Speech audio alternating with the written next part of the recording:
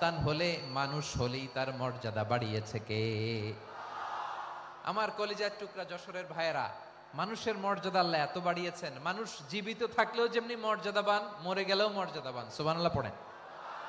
মানুষ মরে গেলে এই ডেড বডিটা কি হয়? পচে যায়, গলে যায়, মাটির সাথে মিশে যায়। তাই বলে আপনি ডেড বডির সাথে যাচ্ছে তাই করতে পারবেন না। পারবেন?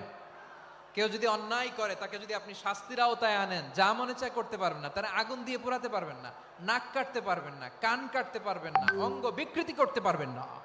কারণ মানব জাতির মর্যাদা স্বয়ং দিয়েছে কে? ডেড বডি পচে যাবে, গলে যাবে। তারপরে ইসলাম বলে না, খবরদার, এই মরা লাশটারও একটা মর্যাদা আছে না নাই? ইসলাম বলে এই লাশটা গলে যাবে, পচে যাবে, কিন্তু এটার অমর্যাদা করো না। কর্পূর দিয়ে, খেজুর পাতা দিয়ে, এটাকে ওয়ার্ম ওয়াটার দিয়ে, গরম পানি দিয়ে ধৌত করো। সাদা শুভ্র ধবধবে কাপড় দিয়ে লাশটাকে তুমি কাভার করো। তারপরে খাটিয়ার মধ্যে লাশটাকে রেখে বিশাল একটা প্রোগ্রাম করো, একটা ফিউনারাল প্রোগ্রাম করো। ওই প্রোগ্রামের ডানে বায়ে পেছনে লাশটারে রাখলে হবে না, প্রোগ্রামের একেবারে সামনটাতে তুমি লাশটাকে রাখো। সুবহানাল্লাহ। একটা ফিউনারাল প্রোগ্রাম করতে হবে, তাকে শেষ বিদায় জানাতে হবে, যেটাকে আমরা জানাজা বলি। কি বলি? জানাজা মানে মাইয়েতের জন্য দোয়া, তার জন্য দোয়া করা হয়। তাকে একটা সিস্টেমেটিক অর্ডারে কবরে রাখা হয়, সুন্দরভাবে সেটাকে কবরস্থ করা হয়, মাটি দেয়া হয়, পানি দেয়া হয়। তার মানে মরে গেলেও মানুষের সম্মান বাড়ায় দিয়েছে কে? এজন্য আল্লাহ বললেন, ওয়ালাকাদ কাররামনা বানি আদম, বনি আদমের সম্মান মর্যাদা আমি আল্লাহ বাড়িয়ে দিয়েছি। মানুষের সম্মানে তুমি কখনো আঘাত করো না, ঠিক কিনা? তাহলে ভাই, প্রথম মেসেজ হচ্ছে, the first and foremost message tonight to the people of Jessore. আল্লাহ বলেন, I have dignified the status of son of Adam. আমি বনি আদম সবার মর্যাদা বাড়িয়ে দিয়েছি। হোক আস্তিক নাস্তিক, হোক কাফের কিংবা মুশরিক, তার মর্যাদা বাড়াই দিছে কে? যখন বন্যা হয়, আমরা ত্রাণ নিয়ে যাই, আমরা শুধু মুসলমানদেরকে ত্রাণ দেই নাকি? হ্যাঁ, আমরা মুসলমান কেউ দেই, অমুসলমান কেউ দেই, হিন্দু কেউ দেই, বৌদ্ধ কেউ দেই। যেখানেই মানবতা বিপন্ন, সেখানে ইসলামের হেল্পিং হ্যান্ড আছে না নাই? সুবহানাল্লাহ। কি দিন আমরা পেয়েছি, কি বিধান আমরা পেয়েছি। ওয়ালাকাদ কাররামনা বানি আদম, আমি বনি আদমকে সম্মানিত করেছি। এরপর আল্লাহ বললেন, ওয়া হামালনাহুম ফিল বাররি ওয়াল বাহর। মানুষকে স্থলে এবং সমুদ্রে চলাচলের বাহন আমি দিয়েছি। স্থলে কিভাবে চলবে, জলে কিভাবে চলবে, এই বাহনের ব্যবস্থা করেছে কে? এই জেনজি, এই সামড়া, ইরাম করতেছো কিসের জন্য? হ্যাঁ, ইরাম করলে চলবি? হ্যাঁ, বস বস বস বস। আওয়াজ করতেছো কেন? দিবা না, কথা বলতে দিবা না আমাকে? তো এইটা বুঝি তোমাদের ভালোবাসার নমুনা? তোমাদের ভালোবাসার কারণে যদি আমি কোথাও দাঁড়াতেই না পারি, কোথাও বসতে না পারি, কোথাও দুটা কথা বলতে না পারি, এই ভালোবাসা দিয়ে কি হবে আমার? বরং ঘামতে ঘামতে ঘর্মাক্ত হব, রক্তাক্ত হব। কিন্তু সেন্ট্রাল থেকে, সেন্ট্রালি যে ইনস্ট্রাকশন আসবে, সেই ইনস্ট্রাকশনের এক চুল আমরা ডানে বায়ে যাব না। এইটা গণজাগরণের জন্য এইটা দরকার, ইসলামী বিপ্লবের জন্য এইটা দরকার। তো আধা ঘন্টা ধরে যদি তোমাদেরকে থামানোই না যায়, এই লস্কর দিয়ে আমি কি করব? আল্লাহর ওয়াস্তে নো নো নো স্লোগান, চুপচাপ একেবারে আমার দিকে তাকাও। আল্লাহ বললেন, ওয়া হামালনাহুম ফিল বাররি ওয়াল বাহর। জলে স্থলে আমি চলাচলের যানবাহনের ব্যবস্থা করেছি। আমরা স্থলে ঘোড়ার উপরে চড়ি, উটের উপরে চড়ি, গাড়ির উপরে চড়ি। এই যে গাড়ির ইঞ্জিন বানাইছি আমরা, এটার মেধা দিয়েছে কে? আবার সাগরের মধ্যে আমরা নৌযান, জলযান, বড় বড় জাহাজ দিয়ে এক মহাদেশ থেকে আরেক মহাদেশ যাই, এক দেশ থেকে মালামাল গুলো আরেক দেশে পাঠাই। সাগরের ভেতরে নৌকাগুলোরে ধরে রাখলো কে? ওয়াল ফুলকিল্লাতি তাজরি ফিল বাহরি বিমা ইয়ানফাউন নাস। মানুষের উপকার আছে এরকম সরঞ্জামাদি নিয়ে সাগরের উপরে বিশাল বিশাল জলযানগুলো চলে। এগুলো ডুবে যায় না, কাত হয়ে যায় না, পড়ে যায় না। এগুলোকে স্থিতিস্থাপকতাকে ঠিক করে রাখলো কে? আপনারা জাহাজ দেখেছেন? জাহাজ, হ্যাঁ, বাড়ি চট্টগ্রাম হইলে দেখতে পারতেন। দেখছেন? বিশাল বিশাল জাহাজ, বিশাল জাহাজ মালামাল নিয়ে এক মহাদেশ থেকে আরেক মহাদেশে যায়। গত মাসে আমার জাপান সফর ছিল। এই যে বাংলাদেশে যে গাড়িগুলো চালান, বেশিরভাগ গাড়ি আসে কিন্তু জাপান থেকে। হাজার হাজার গাড়ি একটা জাহাজ বহন করতে পারে, হাজার হাজার গাড়ি। এটাতে সাগরের মধ্যে ভাসাইলো কে? সবাই বলুন, ভাসালো কে? হাজার হাজার গাড়ি নিয়ে জাপানিজ গাড়িগুলো আমাদের চট্টগ্রামের এয়ারপোর্টের বন্দরে ভিড়ে।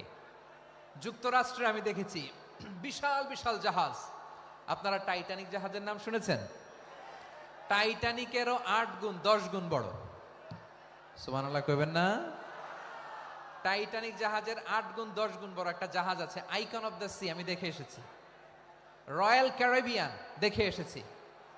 সাগরের সামনে জেটিতে যখন দাঁড়ালাম, জাহাজটা যখন যায়, আমার মনে হচ্ছে একটা শহর, গোটা শহর, the entire city is floating on the water. পুরো একটা শহর মনে হয় পানির উপর দিয়ে ভেসে যাচ্ছে। পড়েন সুবহানাল্লাহ। এই যে আইকন অফ দ্য সি, এই ক্রুজ, এই জাহাজটা, এটার ভিতরে স্টেডিয়াম আছে। কিসের ভিতরে স্টেডিয়াম? কথা বুঝে নাই বোধহয়। স্টেডিয়াম কিসের ভিতর?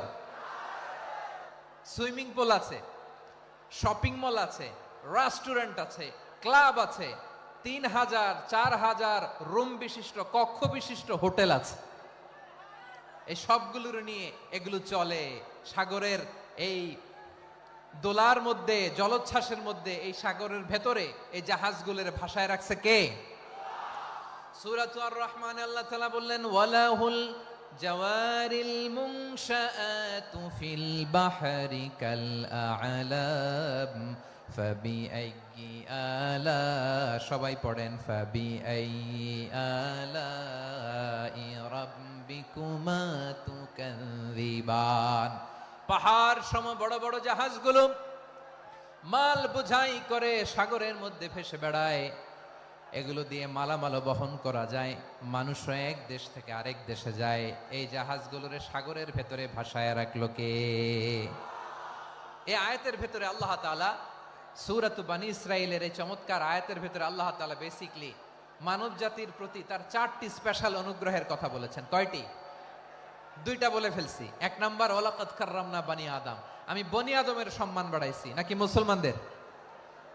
নাকি মুসল্লিদের? কার সম্মান বাড়িয়েছি? বনি আদমের। তাহলে human dignity, the first part of the verse talks about the human dignity. 2 number অংশ আল্লাহ তাআলা বললেন, ওয়া হামালনাহুম ফিল বাররি ওয়াল বাহর, স্থলে এবং সমুদ্রে আমি তাদের জন্য চলাচলের বাহন দিয়েছি। সুবহানাল্লাহ। তার মানে smooth movement on land and sea, জলে এবং স্থলে যাতে আমরা স্মুথলি মুভ করতে পারি আল্লাহ তাআলা দিয়েছেন। 3 নম্বরে আল্লাহ তাআলা বললেন, ওয়া রাযাকনাহুম মিনাত তাইয়্যিবাত, মানুষের জন্য আমি পবিত্র রিজিকের ব্যবস্থা করেছি। জলে এবং স্থলে যত প্রাণী আছে সবগুলা প্রাণীকে রিজিক দেয় কে? আমাদেরকে রিজিক দেয় কে? সাগরের মাছগুলোকে, বড় বড় তিমি মাছগুলোরে রিজিক দেয় কে? বাতাসের মধ্যে ভেসে বেড়ানো বড় বড় পাখিগুলো, স্ক্যান্ডিনেভিয়ান কান্ট্রি থেকে লক্ষ লক্ষ কোটি কোটি পাখিগুলো যে এক দেশ থেকে আরেক দেশে ট্রান্সফার হয়, এগুলোর রিজিক দেয় কে? রব্বুল আলামিন বলেন, ওয়ামা মিন দাব্বাতিন ফিল আরদি ইল্লা আলাল্লাহি রিজকুহা ওয়া ইয়ালামু মুস্তাকাররাহা ওয়া মুস্তাওদাআহা কুল্লুম ফি কিতাবিম মুবিন। আল্লাহু আকবার। রব্বুল আলামিন বলেন, ভূপৃষ্ঠে বিচরণশীল যত প্রাণী আছে সব প্রাণীগুলোকে আমি আল্লাহ আমার নিজের কুদরতে রিজিকের বন্দোবস্ত করি। এই প্রাণীগুলো কোথায় থাকে, কোথায় যায়, সব জায়গায় আমি রিজিক পৌঁছে দেই। রিজিক কেউ দিতে পারে না, রিজিকের মালিক কে? রিজিকের মালিক তিনি আল্লাহ। এজন্য আল্লাহ তাআলা বললেন, ওয়া রাযাকনাহুম মিনাত তাইয়্যিবাত। এরপর আল্লাহ বললেন, ওয়া ফাদ্দালনাহুম আলা কাসীরিম মিম্মান খালাকনা তাফদীলা।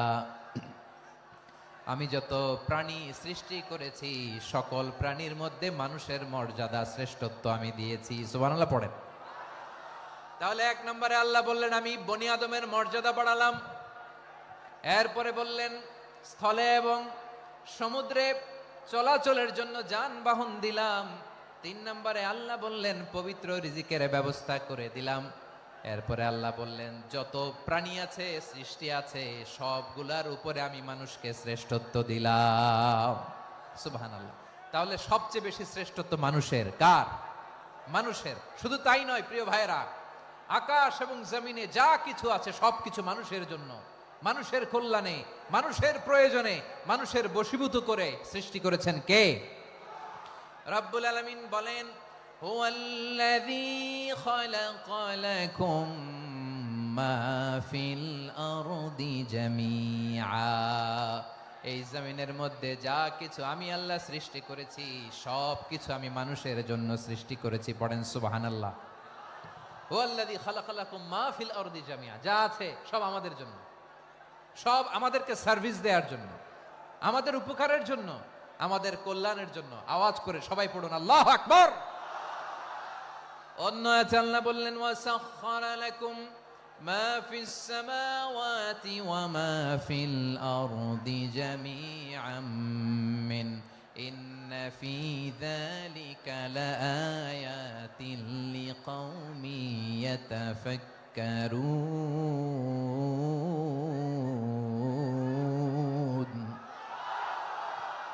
প্রথমে আয়াতে আল্লাহ বললেন জমিনে যা আছে সব তোমাদের কল্যাণে আমি সৃষ্টি করলাম। এরপরে আল্লাহ বললেন আকাশেও যা আছে সব তোমাদের জন্য সৃষ্টি করলাম, তোমাদের অনুগত বানায় দিলাম। পড়েন সুবহানাল্লাহ। মানুষের কি ব্রেইন দেখেন, মানুষ জমিন ছেড়ে আকাশে চলে যায়। পাখি দেখে মানুষের শখ হলো পাখি যেহেতু উঠতে পারে আমরাও পারবো। অরবিল রাইট, উইলবার রাইট, দুই ভাই মিলে আঁকাঝোঁকা করতে করতে করতে করতে প্লেন বানায় ফেললো। কোন সুবহানাল্লাহ। এখন পাখিও ওরে, আমরাও ওরি। এরপরেই মানুষের কৌতূহল থামে না এখানে। মানুষ চলে গিয়েছে চাঁদে। কোথায় গেছে? এখন কিন্তু চাঁদে জমি বিক্রি হয় জানেন। পৃথিবী নিয়ে মারামারি শেষ। রাশিয়া আমেরিকা এখন ধরছে চাঁদ আর মঙ্গল গ্রহ। এখন চাঁদে জমি বিক্রি হয়, মঙ্গলে জমি বিক্রি হয়। এই চাঁদ, মঙ্গল, বৃহস্পতি, শনি সব আল্লাহ তাআলা আমাদের জন্য বানিয়েছেন। সুবহানাল্লাহ পড়েন। মানুষ সাগরের উপরে চড়ে, শূন্যে ভেসে বেড়ায়, পাহাড় কেটে সুড়ঙ্গ বানায়, টানেল বানায়। মানুষ ব্রডব্যান্ডের লাইন নিয়ে যায় সাগরের ভেতর দিয়ে এক দেশ থেকে আরেক দেশে, এক মহাদেশ থেকে আরেক মহাদেশে। সুবহানাল্লাহ পড়েন। তার মানে গোটা বিশ্বের সব কিছুর উপরে control, superiority over all creatures, সব কিছুর উপর কন্ট্রোল, মনিটরিং, নিয়ন্ত্রণ এটা প্রতিষ্ঠা করে দিয়েছে কে? এজন্যই মানুষের শ্রেষ্ঠত্ব। ওয়ালাকাদ কাররামনা বানি আদম, আমি বনি আদমের সম্মান বাড়িয়েছি, মর্যাদা আমি বাড়িয়ে দিয়েছি। এই কারণে, কারণ মানুষ সবকিছুর উপর নিয়ন্ত্রণ নিতে পারে। মানুষকে নিয়ে এই কোরআনের সব আলোচনা, মানুষকে নিয়ে এই কোরআনের সব। তাই কোরআনের কেন্দ্রীয় আলোচ্য বিষয় হচ্ছে মানুষ। কোরআনের কেন্দ্রীয় আলোচ্য বিষয় কি? যশোরের ভাইয়েরা বুঝে থাকলে সবাই বলবেন কোরআনের কেন্দ্রীয় আলোচ্য বিষয় কি? এই যে আমি মূল আলোচনায় যাচ্ছি এখন।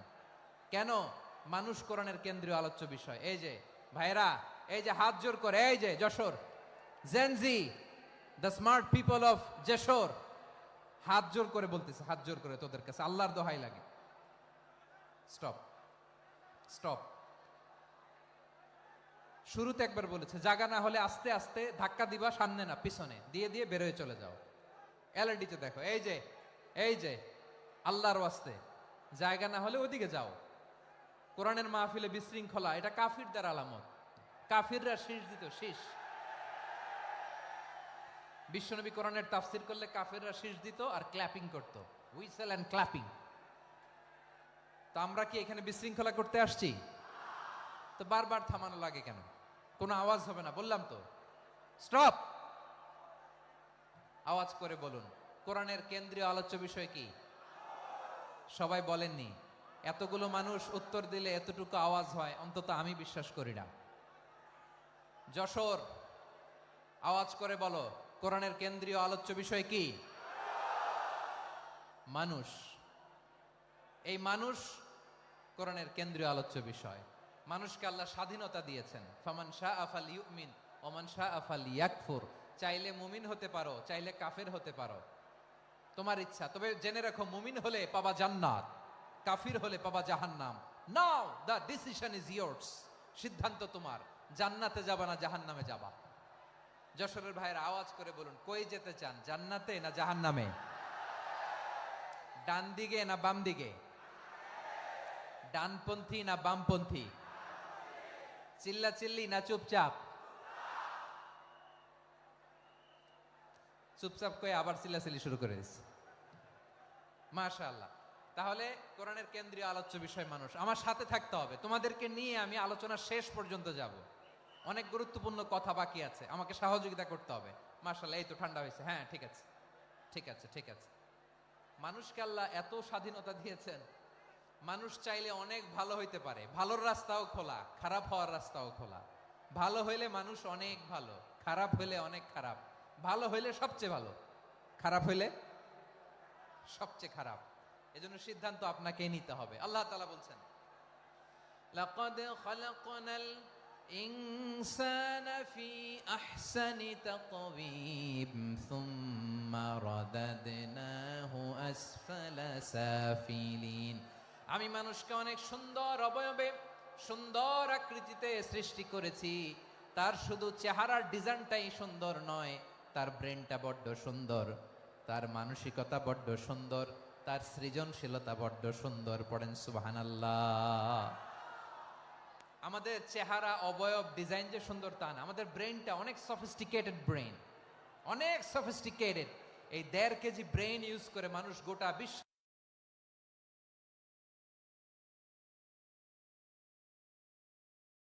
সভ্যতা বিনির্মাণ করেছে, ঠিক কিনা?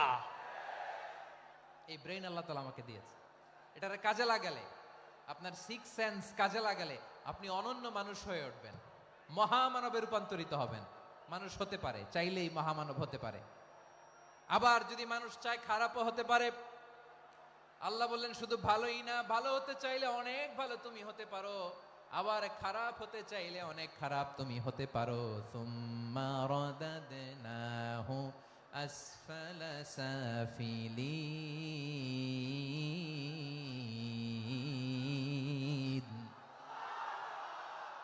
খারাপ হলে একেবারে খারাপ হতে পারো, নিকৃষ্ট হলে একেবারে নিকৃষ্ট হতে পারো, ভালো হলেও ভালো হতে পারো। কোন সুবহানাল্লাহ। এবার আওয়াজ করে বলুন, ভালো হতে চাই না খারাপ? শ্রেষ্ঠ না নিকৃষ্ট? মানুষ ভালো হলে মানুষ ফেরেশতার চেয়েও ভালো, মানুষ খারাপ হলে সে পশুর চেয়েও খারাপ। কথা ঠিক কিনা বলেন? ভালো হলে ফেরেশতার চেয়েও ভালো, খারাপ হলে পশুর চেয়েও নিকৃষ্ট। তার মানে শ্রেষ্ঠত্বে মানুষ, শ্রেষ্ঠত্বে ফেরেশতাকে হার মানায়, আর অধপতনে শ্রেষ্ঠত্বে ফেরেশতাকে ছাড়িয়ে যায়, আর অধপতনে পশুকেও হার মানায়। আই রিপিট, আমি আবারও বলছি, মানুষ শ্রেষ্ঠত্বে ফেরেশতাকে ছাড়িয়ে যায়, আর অধপতনে সে পশুকেও হার মানায়। আওয়াজ করে বলতে হবে, ঠিক কিনা? এটার প্রমাণ কি? মানুষ শ্রেষ্ঠ হইলে যে ফেরেশতার চেয়েও সেরা, তার প্রমাণ কি? আল্লাহ তাআলা বলছেন, ওয়া ইয কুলনা লিল মালাইকাতি ইসজুদু লি আদম ফাসাজাদু ইল্লা ইবলিস আবা ওয়াস্তাকবারা ওয়া কানা মিনাল কাফিরিন। আল্লাহ বলেন, স্মরণ করো সে সময়ের কথা যখন আমি ফেরেশতাদেরকে বললাম, ও ফেরেশতারা আদমকে সেজদা দাও।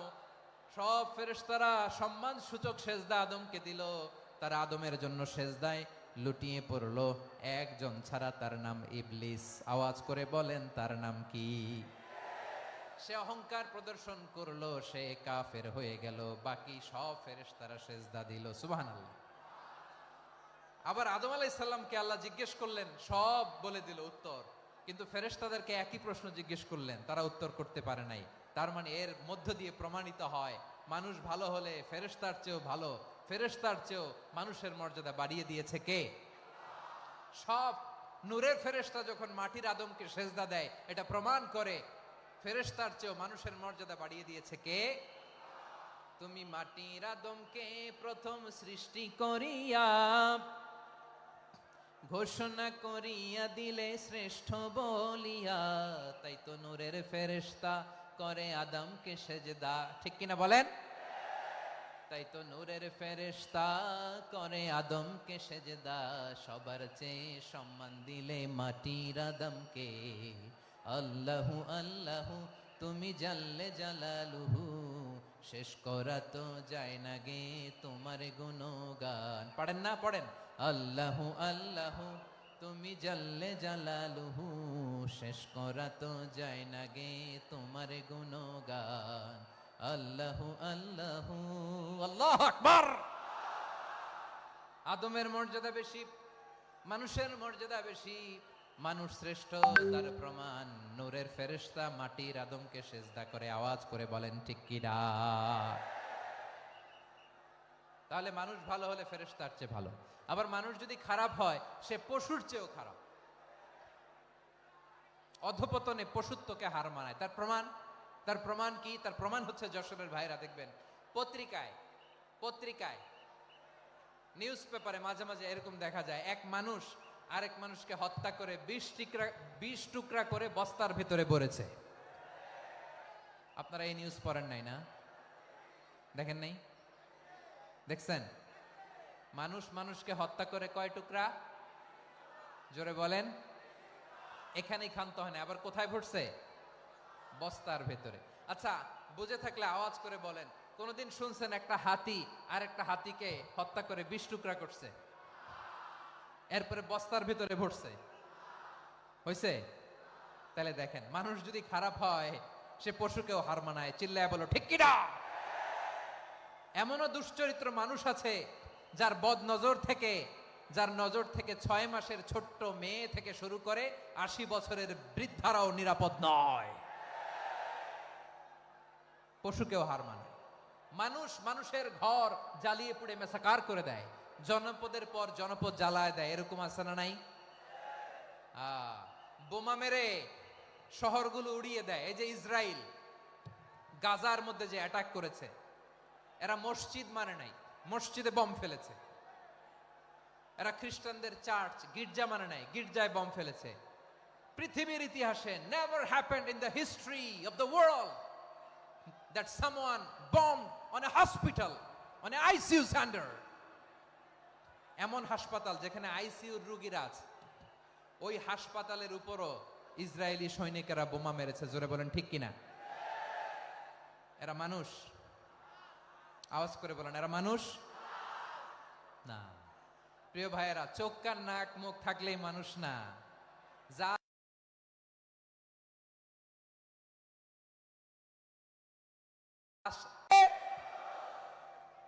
এই দুনিয়া এখন তো আর সেই দুনিয়া নাই, মানুষ নামের মানুষ আছে দুনিয়া বোঝাই, সেই মানুষের ভিড়ে আমার আসল মানুষ নাই। ঠিক কিনা? আসল মানুষের বড্ড অভাব, আসল মানুষের বড্ড অভাব। আমার ভাইয়েরা, মানুষ খারাপ হলে পশুকেও হার মানায়। আচ্ছা, আওয়াজ করে বলেন, এই যশোরের ছেলেরা এদিক তাকাও, আওয়াজ করে বলো, যে ইসরায়েলি সোলজাররা উপর থেকে বোমা মারলো তারাও মানুষ? তারাও কি? ওরাও রক্তে মাংসে মানুষ, ওদেরও পরিবার আছে। বোমা মেরে যেই মেয়েটাকে তারা অনাথ বানায়, ইয়াতিম বানায়, ও কিন্তু বাসায় ওর মেয়েটাকে রেখে আসছে। ঠিক কিনা বলেন? বম্বিং করে যে বাবাকে মেরে, স্বামীকে মেরে স্ত্রীকে বিধবা বানায়, তারও ঘরে স্ত্রী আছে। উপর থেকে বোম মেরে মানুষ মেরে দিচ্ছে, তারাও মানুষ। 1945 সালের 6ই আগস্ট আমেরিকান সোলজাররা হিরোশিমায় বম মেরেছে। আমি নিজে দেখে এসেছি জাপানের হিরোশিমাতে। সকাল 8:15 মানুষ কেউ অফিসে যাচ্ছিল, কেউ খেতে খামারে কাজ করতে যাচ্ছিল। লিটল বয় নামে একটা বোম মেরেছে তারা। এই বোমের আঘাতে, পারমাণবিক এই বোমার রেডিয়েশনে আঘাতে, বোম ব্লাস্ট হওয়ার পরে মুহূর্তের মধ্যে 1,40,000 নাই। উপর থেকে যারা মারতেছে এরাও মানুষ, যাদেরকে মারলো তারাও। তার মানে মানুষে মানুষে পার্থক্য আছে না? নেই? মানুষে মানুষে পার্থক্য আছে। নাক কান চোখ মুখ থাকলেই মানুষ নয়। বাড়ছে জনসংখ্যা, কমছে মানুষ, চিল্লায় বলো ঠিক কিনা? তাহলে আমরা বুঝলাম মানুষ ভালো হলে অনেক ভালো, খারাপ হলে অনেক খারাপ। ও আমার কলিজার টুকরা যশোরের ভাইয়েরা, আসুন না 3 দিন ব্যাপী এই তাফসিরুল কোরআনের ঐতিহাসিক প্রোগ্রাম থেকে আমরা সিদ্ধান্ত নেই, আমরা ভালো মানুষ হব নাকি খারাপ মানুষ হব? কলিজা থেকে, প্রাণ থেকে আওয়াজ করে সবাই বলুন, ভালো মানুষ নাকি খারাপ মানুষ? ভালো মানুষ হইতে হবে। ভালো মানুষ যারা জগৎটাকে এনলাইটেন করবে, যারা এনলাইটেন করবে, যারা সত্যের বীর সেনানী হয়ে দাঁড়াবে, যারা সত্যের পক্ষে কথা বলবে, যারা জালিমের মসনদকে ভেঙে খান খান করে দেবে, এরকম হওয়ার দরকার আছে না নাই? এরকম ভালো মানুষ আমরা হতে চাই কি চাই না? মানুষকে যত্ন নিলে মানুষ যে কত ভালো হয় আপনি কল্পনাও করতে পারবেন না। এই যে আপনাদের যশোরে যে ভালো ছেলেগুলো আছে, যে ভালো তরুণগুলো আছে, যে যুবকগুলো আছে, যে ভালো আলেমরা আছে, ভালো নেতারা আছে, সবাই যদি তাদের মতো হতো, পুরো যশোরটা একটা জান্নাতের টুকরা হয়ে যেত। আওয়াজ করে বলেন ঠিক কিনা? মানুষকে নার্চারিং করলে, মানুষকে পলিশ করলে, মানুষকে গ্রুমিং করলে, মানুষকে সঠিক তারবিয়া দিলে মানুষ অনন্য হয়ে ওঠে। প্রতিটি মানুষ অনন্য। আমি অনন্য, আপনি অনন্য, আমরা সবাই অনন্য। সুবহানাল্লাহ বলেন। মানুষকে আল্লাহ তাআলা দিয়েছেন অসীম ক্ষমতা, অসীম ক্ষমতা। সুবহানাল্লাহ। একটা মানুষ পারে না এমন কিছু নাই, একটা মানুষ পারে না এমন কিছু নাই। বিশ্বাস করতে হবে, মানুষ যা কল্পনা করতে পারে ওইটা মানুষ করে দেখাতে পারে। যশোরের ভাইয়ের, আই রিপিট, আমি আবারও বলছি, এই চিল্লাচিল্লি করলে আমার এই গুরুত্বপূর্ণ কথা তোমরা মিস করবা, মিস করবা। কপাল পড়া হয়েও না, আওয়াজ করে কপাল পড়া হবে না। আমার দিকে তাকাও। মানুষ, মানুষ যা কল্পনা করতে পারে সেটা মানুষ করে দেখাতে পারে। তুমি তোমার কল্পনার রাজ্যকে সাজাও, তোমাকে হারাতে পারে এমন কোন শক্তি আল্লাহর জমিনে নাই। তোমার কি শক্তি, কি সম্ভাবনা তুমি জানোই না মিয়া। তুমি এদিকে তাকাও কেন? তোমার রাস্তা তো ওই দূরে। তুমি কোথায় যাবে, আল্লাহ তোমার টেনে কোথায় নিয়ে যাবে তুমি কিছুই জানো না। প্ল্যান বিগ, ড্রিম বিগ, কল্পনার শক্তিকে বড় করো। মানুষ যা কল্পনা করতে পারে মানুষ তা করে দেখাতে পারে। মানুষের কাছে অসাধ্য কিছু নাই, মৃত্যু ছাড়া, এক্সেপ্ট ডেথ। মৃত্যু ছাড়া মানুষ সবকিছুকে জয় করতে পারে। মৃত্যু ছাড়া যে কোনো অসাধ্যকে সাধন করার ক্ষমতা মানুষকে দিয়ে দিয়েছে কে? হারার জন্য তোমার জন্মই হয় নাই, তোমার জন্ম হয়েছে জিতার জন্য, বিজয়ের জন্য তোমার জন্ম। মানুষের শুরুটাই হয় বিজয় দিয়ে। যশোর, আওয়াজ করে বলো, মানুষের শুরু হয় কি দিয়ে? আমরা যখন আমার পিতার পৃষ্ঠদেশে ছিলাম, পিতার পৃষ্ঠদেশ থেকে শুক্রাণু যখন মায়ের গর্ভদেশে যেয়ে পড়ে, কতটা শুক্রাণু ভ্রমণ শুরু করে জানো? 20 কোটি শুক্রাণু। একবার সিমেন আউট হলে সেখানে 20 কোটি শুক্রাণু থাকে, ভ্রমণ শুরু করে। ওই 20 কোটি শুক্রাণুর মধ্য থেকে তুমি আমি আজকে এক বিকশিত শুক্রাণু মানব রূপে পৃথিবীতে এসেছি। সুবহানাল্লাহ। ওই 20 কোটি শুক্রাণুর প্রতিযোগিতায় সবাইরে পেছনে ফেলে সেদিন আমি সফল হয়েছিলাম, সেদিন আমি বিজয়ী হয়েছিলাম। সেদিন আমি এত ছোট ছিলাম, মাইক্রোস্কোপ দিয়েও আমার অস্তিত্ব পাওয়া যায় না। আমি এত তুচ্ছ ছিলাম, নগণ্য ছিলাম। আমার কান ছিল না, আমার চোখ ছিল না, আমার হাত ছিল না, আমার জন্য রিকমেন্ডেশন করার মতো মামু ছিল না, খালা ছিল না, কেউ ছিল না।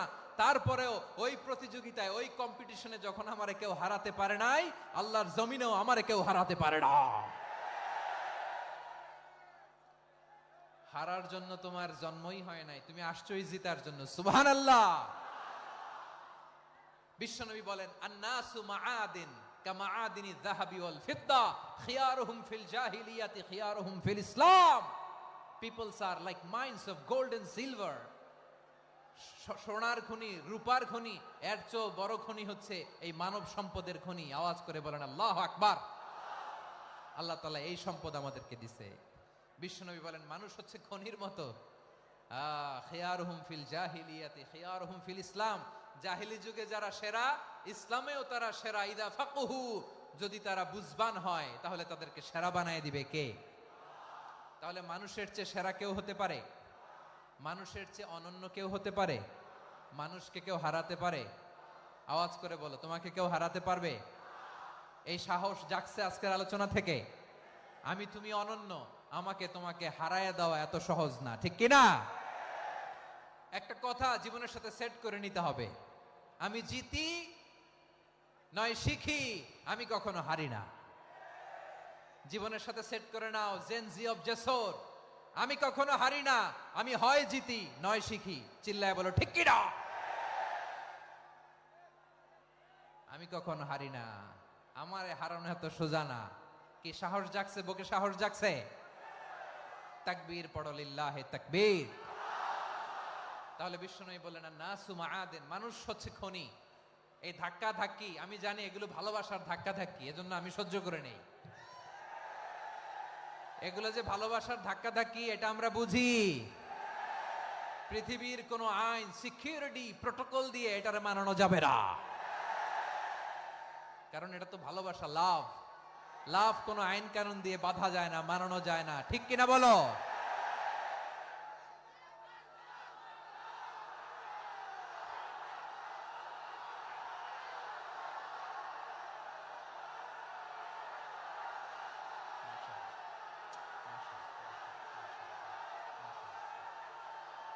ঠিক আছে, বসুন বসুন বসুন। আল নাসু মাআদিন, মানুষ হচ্ছে খনি, এই খনির যত্ন নিতে হবে। আমার মা বাবা যারা এসেছেন, আপনার ছেলে মেয়ের যত্ন নেন। আপনার ছেলের মধ্যে যে কি পটেনশিয়াল আপনি জানেন না। আপনার এই ছোট্ট অবুজ ছেলেটাই আগামী দিনের শায়েখ আহমদুল্লাহ হবে। আপনার হেফসখানায় পড়া ওই ছোট্ট ছেলেটাই আগামী দিনের আল্লামা মামুনুল হক হবে। আপনার ওই ছেলেটা আমির হামজা হবে, আব্দুল হাই সাইফুল্লাহ হবে। এভাবে বড় বড় আলেম হবে, তারা যুগশ্রেষ্ঠ আলেম হবে। সেই একদিন এই বাংলাদেশের পার্লামেন্টে যে বক্তব্য দিয়ে যশোরের পক্ষে কথা বলবে। আপনি জানেন না, কাউকে ছোট করবেন না আপনি, ওর কনফিডেন্স আপনি কমাবেন না, আপনি কমাতে পারেন না। প্যান্ডেলে আমার যে মা বোনেরা আছেন, ছেলে মেয়েদেরকে কখনো ছোট করে কথা বলবেন না। ও যে কোথায় যাবে আপনি জানেন না, আপনি মা হয়ে তাকে সাহস দিবেন, তার কল্পনার জগৎটাকে সাজাতে তাকে উৎসাহিত করবেন, ঠিক কিনা বলেন? আর আমার প্যান্ডেলের আমার প্রিয় শ্রদ্ধাশীলা মায়েরা বোনেরা, আপনারা তো আরো দামি সম্পদ। বিশ্বনবী বলেন আর দুনিয়া কুল্লুহা মাতা। আল্লাহ আল্লাহ আল্লাহ, বিশ্বনবীর কথার ওজন দেখেন। আর দুনিয়া কুল্লুহা মাতা ওয়া খায়রু মাতা'আদ দুনিয়াল মারআতুস সালিহা। বিশ্বনবী বলেন দুনিয়ায় যা দেখো সব আল্লাহর দেওয়া অ্যাসেট, মানে সম্পদ। আর এত অ্যাসেটের ভিড়ে সবচাইতে শ্রেষ্ঠ সম্পদ হচ্ছে নেককার নারী। সুবহানাল্লাহ। ভাইয়েরা বোনের সাথে খারাপ আচরণ করো না, সন্তান মায়ের সাথে খারাপ আচরণ করো না। আমাদের মায়েরা আমাদের asset, they are our priceless asset. কারণ এই মায়েদের পেটে এসেছে আল্লাহর ওলিরা, এই মায়েদের পেটে এসেছে খান জাহান আলী, এই মায়ের পেটে এসেছে শাহজালাল ইয়ামানি, এই মায়ের পেটে এসেছে আল্লাহর সব নবীরা। নাকি নবীরা আকাশ থেকে ধপ করে জমিনে নেমে আসছে? মায়ের পেটে আসছে। এই মায়ের পেটগুলো খনি। আমার সম্মানিতা মায়েরা বোনেরা, নিজেকে ইসলাম দিয়ে সাজান, নিজেকে ইসলাম দিয়ে সাজান, নিজেকে পবিত্র রাখুন, নিজের আব্রু ইমান ইজ্জতের হেফাজত করুন, কোরআন পড়ুন, সুন্নাহ পড়ুন। আপনি জানেন না আপনার গর্ভে কে আসছে, কোন ক্ষণজন্মা পুরুষকে আল্লাহ তাআলা আপনার গর্ভে পাঠাবে আপনি জানেন না। মায়েরা নিজেদেরকে পবিত্র রাখুন, ইসলাম চর্চা করুন, কোরআন চর্চা করুন, নৈতিকতা দিয়ে নিজেকে সাজান। যশোরের জেনজি, নিজেদেরকে প্রস্তুত রাখো আগামীর বাংলাদেশের জন্য। নৈতিকতা, মোরালিটি, ভ্যালিউজ দিয়ে নিজেকে সাজাও, ইসলাম দিয়ে নিজেকে সাজাও। কারণ আগামীর বাংলাদেশ ইসলামের বাংলাদেশ। বাংলাদেশের আসল পরিচয় ইসলাম। বাংলাদেশের আসল পরিচয় কি? সবাই বলে না। বাংলাদেশের আসল পরিচয় কি? এই ইসলাম নিয়ে আমরা সংসদ ভবন সাজাবো, রাজি আছি না নাই? শেকড় ভুলে যাওয়া যাবে না। আমরা ধাপে ধাপে শারিয়া আইনের দিকে যাব ইনশাআল্লাহ, কিন্তু জঙ্গিবাদ দিয়ে নয়, কট্টরপন্থা দিয়ে নয়। আমরা ইন্টেলেকচুয়ালি গ্রাজুয়ালি ধাপে ধাপে শারিয়া আইনের দিকে মুভ করব ইনশাআল্লাহ। বলো লিল্লাহি তাকবীর। এদেশের আসল পরিচয় সবাই বলে না, আওয়াজ করে, এদেশের আসল পরিচয়।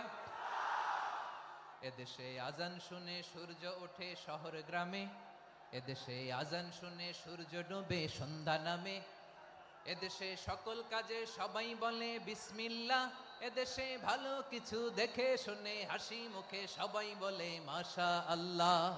সুবহানাল্লাহ সুবহানাল্লাহ সুবহানাল্লাহ সুবহানাল্লাহ সুবহানাল্লাহ সুবহানাল্লাহ সুবহানাল্লাহ সুবহানাল্লাহ।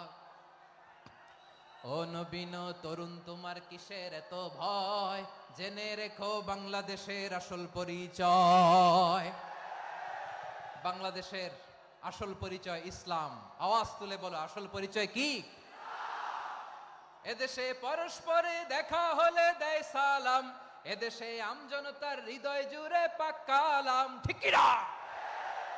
এদেশে বিপদ এলে সর্বজনে সর্বক্ষণে দোয়া পড়ে ইন্না লিল্লাহ সুবহানাল্লাহ সুবহানাল্লাহ সুবহানাল্লাহ সুবহানাল্লাহ। এদেশে আজান শুনে সূর্য ওঠে শহর গ্রামে, এদেশে আজান শুনে সূর্য ডোবে সন্ধ্যা নামে, এদেশে সকল কাজে সবাই বলে বিসমিল্লাহ, এদেশে ভালো কিছু দেখে শুনে হাসি মুখে সবাই বলে মাশা আল্লাহ। সুবহানাল্লাহ, আওয়াজ করে সুবহানাল্লাহ সুবহানাল্লাহ সুবহানাল্লাহ সুবহানাল্লাহ। সবাই একসাথে সুবহানাল্লাহ সুবহানাল্লাহ সুবহানাল্লাহ সুবহানাল্লাহ। এদেশের আসল পরিচয় কি? আওয়াজ করে বলতে ভয় লাগে। এদেশের আসল পরিচয় কি? ইসলাম দিয়ে আমাদের সংসদ ভবন চলুক, আমরা চাই কি চাই না? বঙ্গভবনে লা ইলাহা ইল্লাল্লাহর পতাকা উড়ুক, আমরা চাই কি চাই না? প্রতিটি জেলা অফিসে, ডিসি অফিসে লা ইলাহার পতাকা ঝুলুক, আমরা চাই কি চাই না? কারা কারা চাই হাত তুলে আল্লাহরে দেখায়।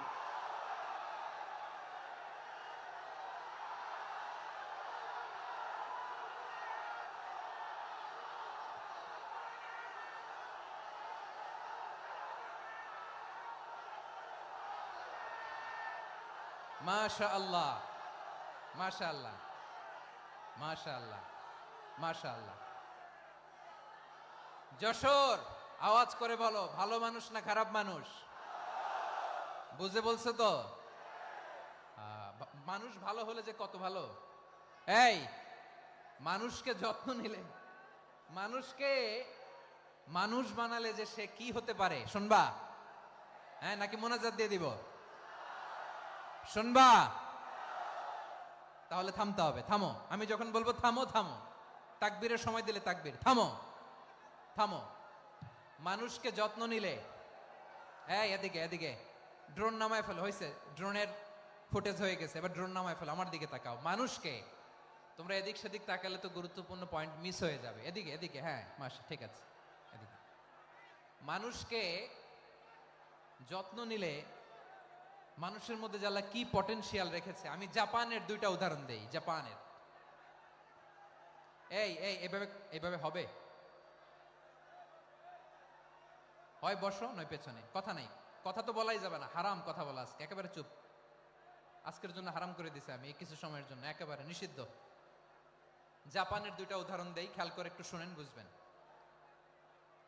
আল্লাহ, 2022 সালে জাপানের সাথে জার্মানির খেলা, ফিফা ওয়ার্ল্ড কাপ 2022। এক পক্ষে জাপান, আরেক পক্ষে কোন দেশ? কথা শোনে নাই। এক পক্ষে কোন দেশ? আরেক পক্ষে সবাই। এক পক্ষে আরেক পক্ষে। ওই খেলায় জিতেছিল জাপান, জিতেছিল 22 সালের এই ফিফা ওয়ার্ল্ড কাপে জাপান ফুটবল খেলায় জিতে, as a part of their celebration তারা খেলার পরে পুরো স্টেডিয়ামটারে ক্লিন করে, the fan base of Japan. Lakh lakh মানুষ খেলা দেখতে যায়, তো এত ডাস্টবিনও তো নাই।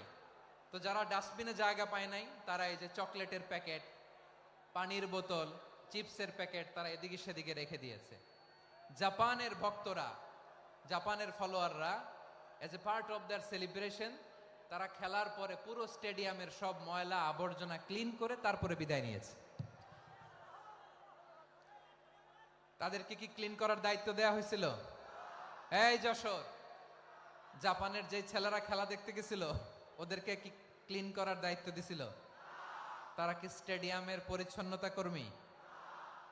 তাদের আকল, তাদের সিক্স সেন্স তাদেরকে বলেছে। ছোটবেলা থেকে জাপান গভর্নমেন্ট ওদেরকে এত পরিচ্ছন্নতা শেখায়, ক্লিনলিনেস অ্যাওয়ারনেস ক্যাম্পেইন করায়।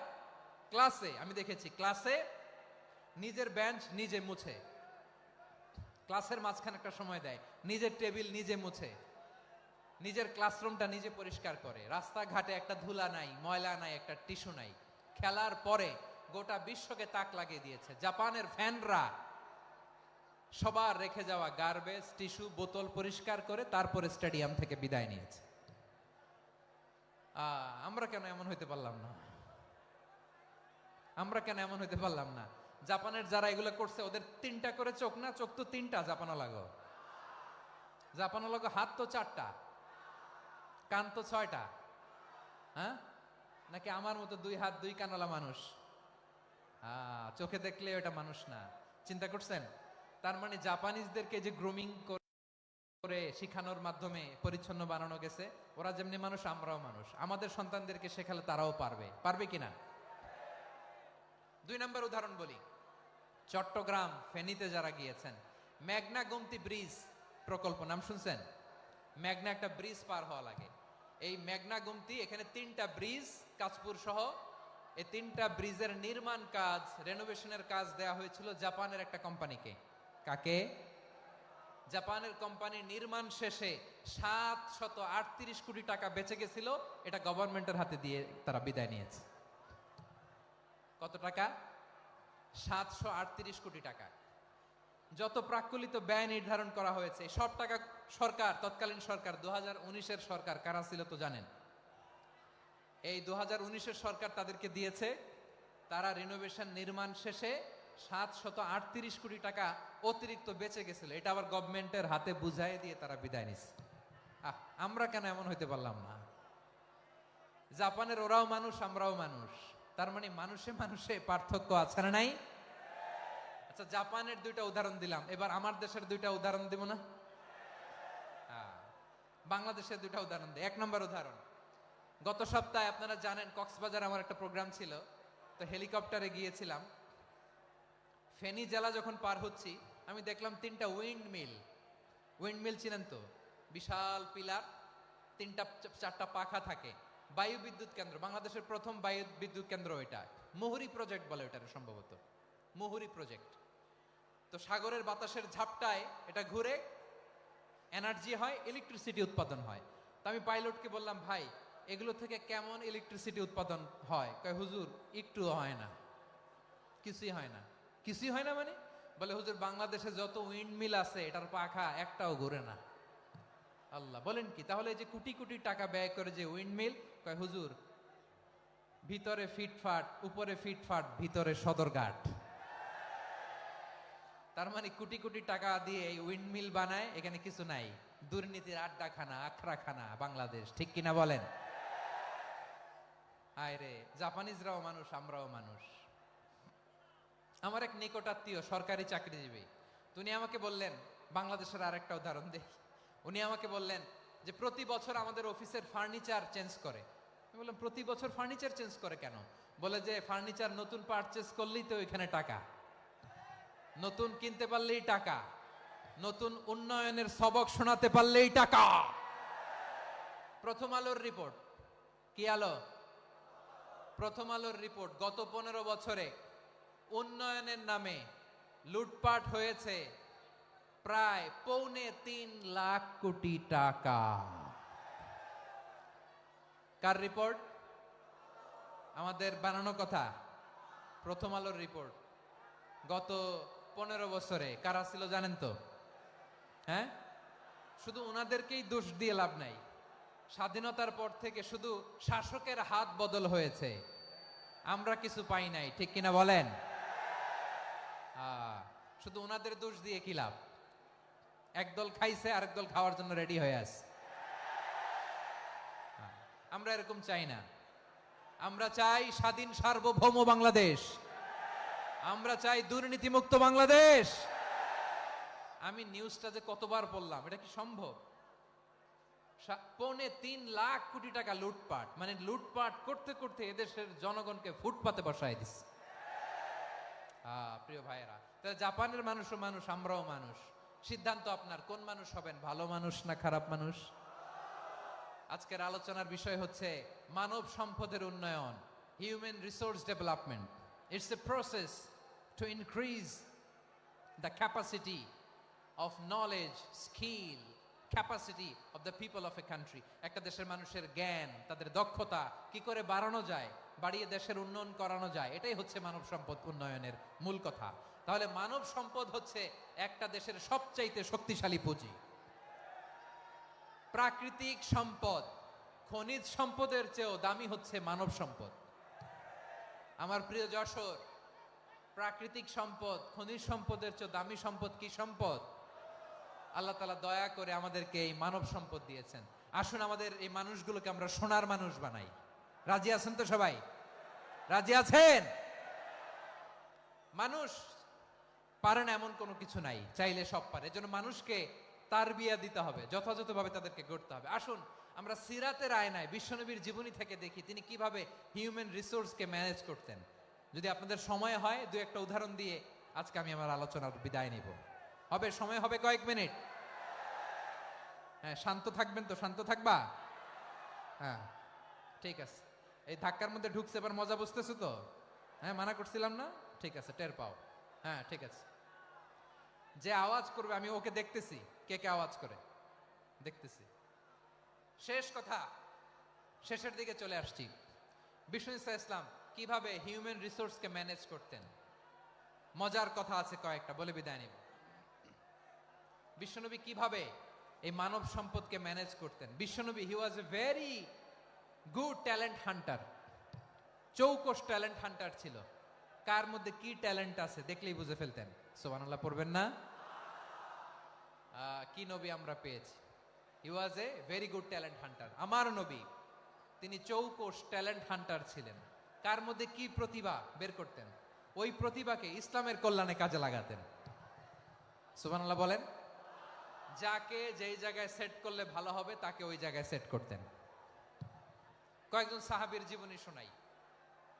আবু মাহজুরা রাদিয়াল্লাহু তাআলা আনহু, মক্কার মুয়াজ্জিন, আগে ছিল মুশরিক, পরে হয়েছে মুমিন। উনি কিভাবে মুমিন হইলেন এই ঘটনাটা একটু আপনাদের শোনাতে চাই। তা আপনাদের তো সময় নাই হাতে। হ্যাঁ, সময় আছে? এই জেনজি শেষ করে দিল আজকের প্রোগ্রামটা। 1 ঘন্টা ধাক্কা ধাক্কি করে কেমনে দাঁড়ায় আছে আমি বুঝলাম না।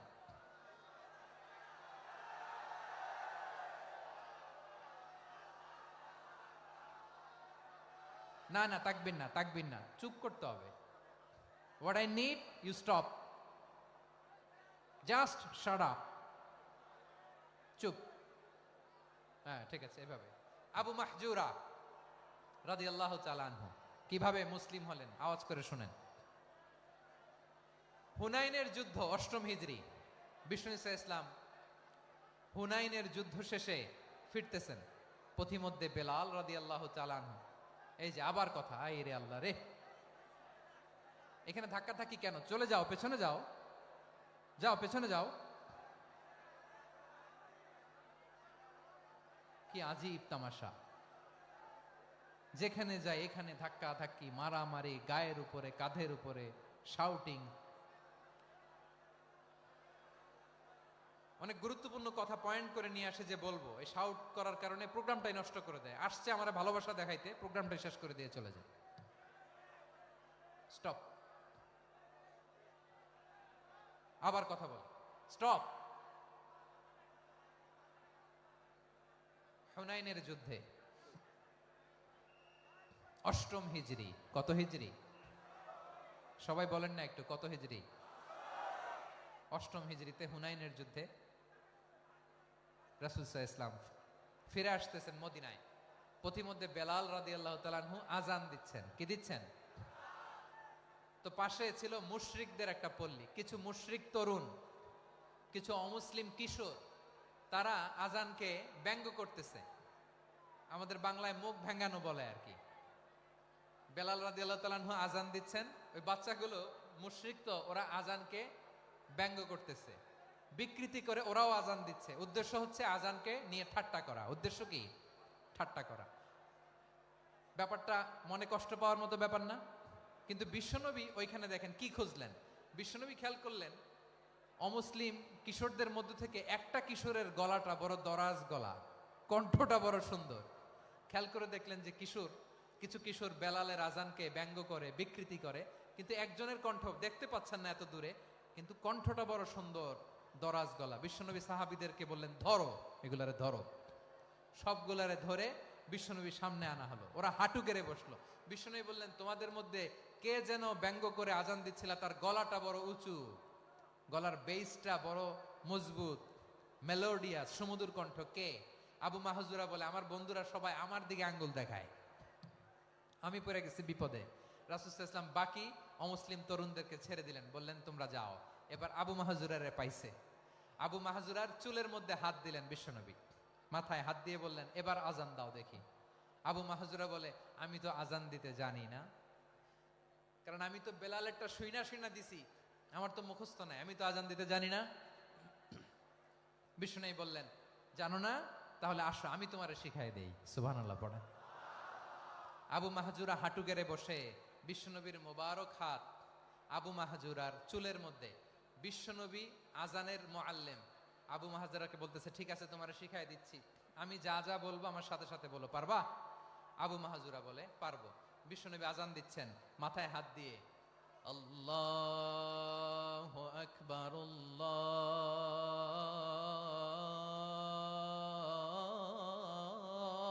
আল্লাহু আকবার।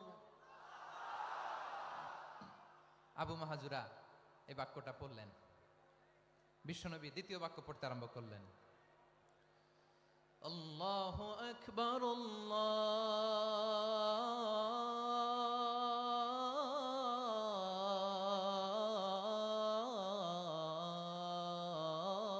আল্লাহু আকবার। আবু মাহজুরা এই বাক্যটাও বললেন। বিশ্বনবী আবু মাহজুরার মাথার মধ্যে হাত দিয়ে তৃতীয় বাক্য পড়লেন, আশহাদু আল্লা ইলাহা ইল্লাল্লাহ।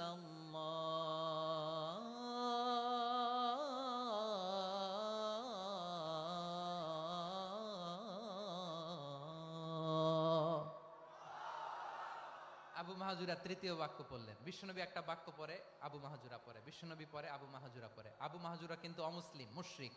আবু মাহজুরা বলে, এক একটা বাক্য পড়ি আমার কলিজাটা গলে ঠান্ডা হয়ে যায়। এতদিন মোহাম্মদকে গালি দিতাম, এখন মোহাম্মদ আমার মাথায় যখন হাত রাখছে আমার সারা শরীর ঠান্ডা হয়ে গেছে।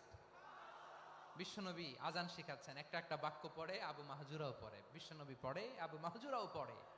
পুরো বাক্যগুলো যখন শেষ, আজান শেষ, আবু মাহজুরাও যখন পুরো আজান পড়লেন, আবু মাহজুরা বললেন, এতদিন মোহাম্মদের চেহারা দেখলে আমার ঘৃণা লাগতো, আজ থেকে মোহাম্মদের চেহারার চেয়ে প্রিয় চেহারা আমার কাছে নাই। আবু মাহজুরা বললেন, ও মুহাম্মদ, আজানের বাক্য তো আপনি আমারে শেখালেন, এখানেই শেষ করবেন না, আপনি আমারে পড়ায় দেন, লা ইলাহা ইল্লাল্লাহু মুহাম্মাদুর রাসূলুল্লাহ সাল্লাল্লাহু আলাইহি ওয়াসাল্লাম। বিশ্বনবীর সাথে দাঁড়িয়ে উনি শাহাদা পড়ে মুসলমান হয়ে গেলেন। এবার আবু মাহজুরা বলে, ইয়া রাসূলুল্লাহ, ইয়া হাবিবাল্লাহ, আমি মুমিন হয়েছি, মুসলমান হয়েছি, আপনার কাছ থেকে আজান শিখার সৌভাগ্য আমি লাভ করেছি গো নবী। আমার কণ্ঠের বড় তারিফ করেছেন আপনি, আমার আজানকে আপনি পছন্দ করেছেন। একটা জিনিস আপনার কাছে চাই, আপনি আমাকে মক্কার মসজিদুল হারামের মুয়াজ্জিন হিসেবে অ্যাপয়েন্ট করে দেন। বিষ্ণু ইসা ইসলাম বললেন, যাও আবু মাহজুরা, আমি তোমাকে পৃথিবীর শ্রেষ্ঠতম মসজিদ মক্কার মসজিদুল হারামের মুয়াজ্জিন হিসেবে অ্যাপয়েন্ট করে দিলাম। দেখছেন কিভাবে ট্যালেন্ট হান্টিং করতে হয়, কিভাবে হিউম্যান রিসোর্স মানব সম্পদকে ব্যবহার করতে হয়। আসছিল আজানকে ভেঙাইতে। আসছিল কেন? আজানকে ব্যঙ্গ করার জন্য, বিকৃত করার জন্য। আজানকে বিকৃত করতে যে ইসলামের সবচেয়ে শ্রেষ্ঠ মসজিদের মুয়াজ্জিন হয়ে গেল। পড়েন সুবহানাল্লাহ। হযরত আবু মাহজুরা রাদিয়াল্লাহু তাআলা আনহু ওনার এই সুললিত কণ্ঠ ব্যবহার করে মসজিদুল হারামে এত সুন্দর করে আল্লাহু আকবার বলে আজান দিতেন, মানুষগুলোর, মুসল্লিগুলোর, মক্কাবাসীর হৃদয়কে তিনি বিগলিত করে দিতেন। মানুষের হৃদয়কে ঠান্ডা হয়ে যেত। শুধু এখানেই শেষ না আমার যশোরের ভাইয়েরা। বিশ্বনবী যখন সাইয়েদনা আবু মাহজুরা রাদিয়াল্লাহু তাআলা আনহুকে আজান শিখাচ্ছিলেন, বলেন তো বিশ্বনবীর হাতটা কোথায় ছিল? আবু মাহজুরার মাথার সামনে, এই চুলের উপরে ছিল। আবু মাহজুরা ওই স্মৃতিটাকে ধারণ করবার জন্য, ওই স্মৃতিকে বহন করার জন্য বিশ্বনবীর মোবারক হাত আবু মাহজুরার কপালের চুলের যেই জায়গায় লেগেছে, মৃত্যুর আগের দিন পর্যন্ত আবু মাহজুরা মাথার ওই চুলে কোনোদিন ছুরি আর কামার লাগায় নাই, সেখানে কেচি লাগায় নাই, চুলের মধ্যে খুর লাগায় নাই। আবু মাহজুরা ডান দিকের চুল কাটতো, বাম দিকের চুল কাটতো, পেছনের চুল কাটতো, সামনের চুল কাটতো না। আবু মাহজুরা রাদিয়াল্লাহু তাআলা আনহুর সামনের চুলগুলো বড় হতে হতে যখন এত বড় হয়ে যায়, তিনি চুলগুলো পেঁচিয়ে মাথার মধ্যে রাখতেন। তারপরে তিনি পাগড়ি পরতেন। সবাই জিজ্ঞেস করতো, আবু মাহজুরা এটা আবার কেমন স্টাইল? দেখতে তোমারে কি বিদঘুটে লাগে? কেমন অড লাগে? কেমন খারাপ দেখা যায়?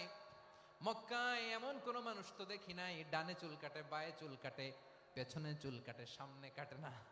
ওরে আবু মাহজুরা, কেমন দেখা যায় তোমারে? তুমি সামনের চুল কাটো না কেন? আবু মাহজুরা বলে, আমি হাঁটু গেড়ে পেয়ারা নবীর সামনে বসেছিলাম, আমার এই মাথার চুলের মধ্যে মুবারক হাত লাগিয়ে বিশ্বনবী নিজে আমাকে আজানের প্রতিটা বাক্য শিক্ষা দিয়েছেন। বিশ্বনবীর মোবারক হাত, পবিত্র হাত আমার মাথার চুলের যেই জায়গায় লেগেছে, আমি চাই ওই চুলগুলা নিয়ে আমি আমার কবরের ভিতরে যাব। সাইয়েদনা আবু মাহজুরা রাদিয়াল্লাহু তাআলা আনহু ইন্তেকালের আগের পর্যন্ত মাথার সামনের চুলগুলা কাটে নাই। মাথার সামনের চুল তিনি কাটেন নাই। সুবহানাল্লাহি বিহামদি। কেমন ভালোবাসতেন বিশ্বনবী সাহাবীদেরকে, সাহাবারা কেমন ভালোবাসতেন বিশ্বনবীকে। সামনের চুলগুলো বড় হতে হতে এত বড় ছিল, পেঁচিয়ে রেখে পাগড়ি পরতেন, কাটতেন না। নবীর হাত লেগেছিল। সুবহানাল্লাহ পড়েন। তাহলে হোয়াট ইজ দ্য লেসন?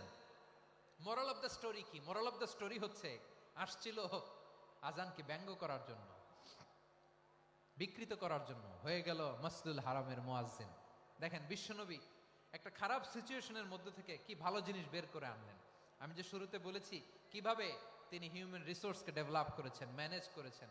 তিনি যে চৌকস ট্যালেন্ট হান্টার ছিল, দেখেন সবার মধ্যে থেকে এর বাছাই করে মুয়াজ্জিন বানাই দিয়েছেন। সুবহানাল্লাহ পড়েন। তার মানে এই না সবাইরে ধরে ধরে উনি মুয়াজ্জিন বানাইছেন।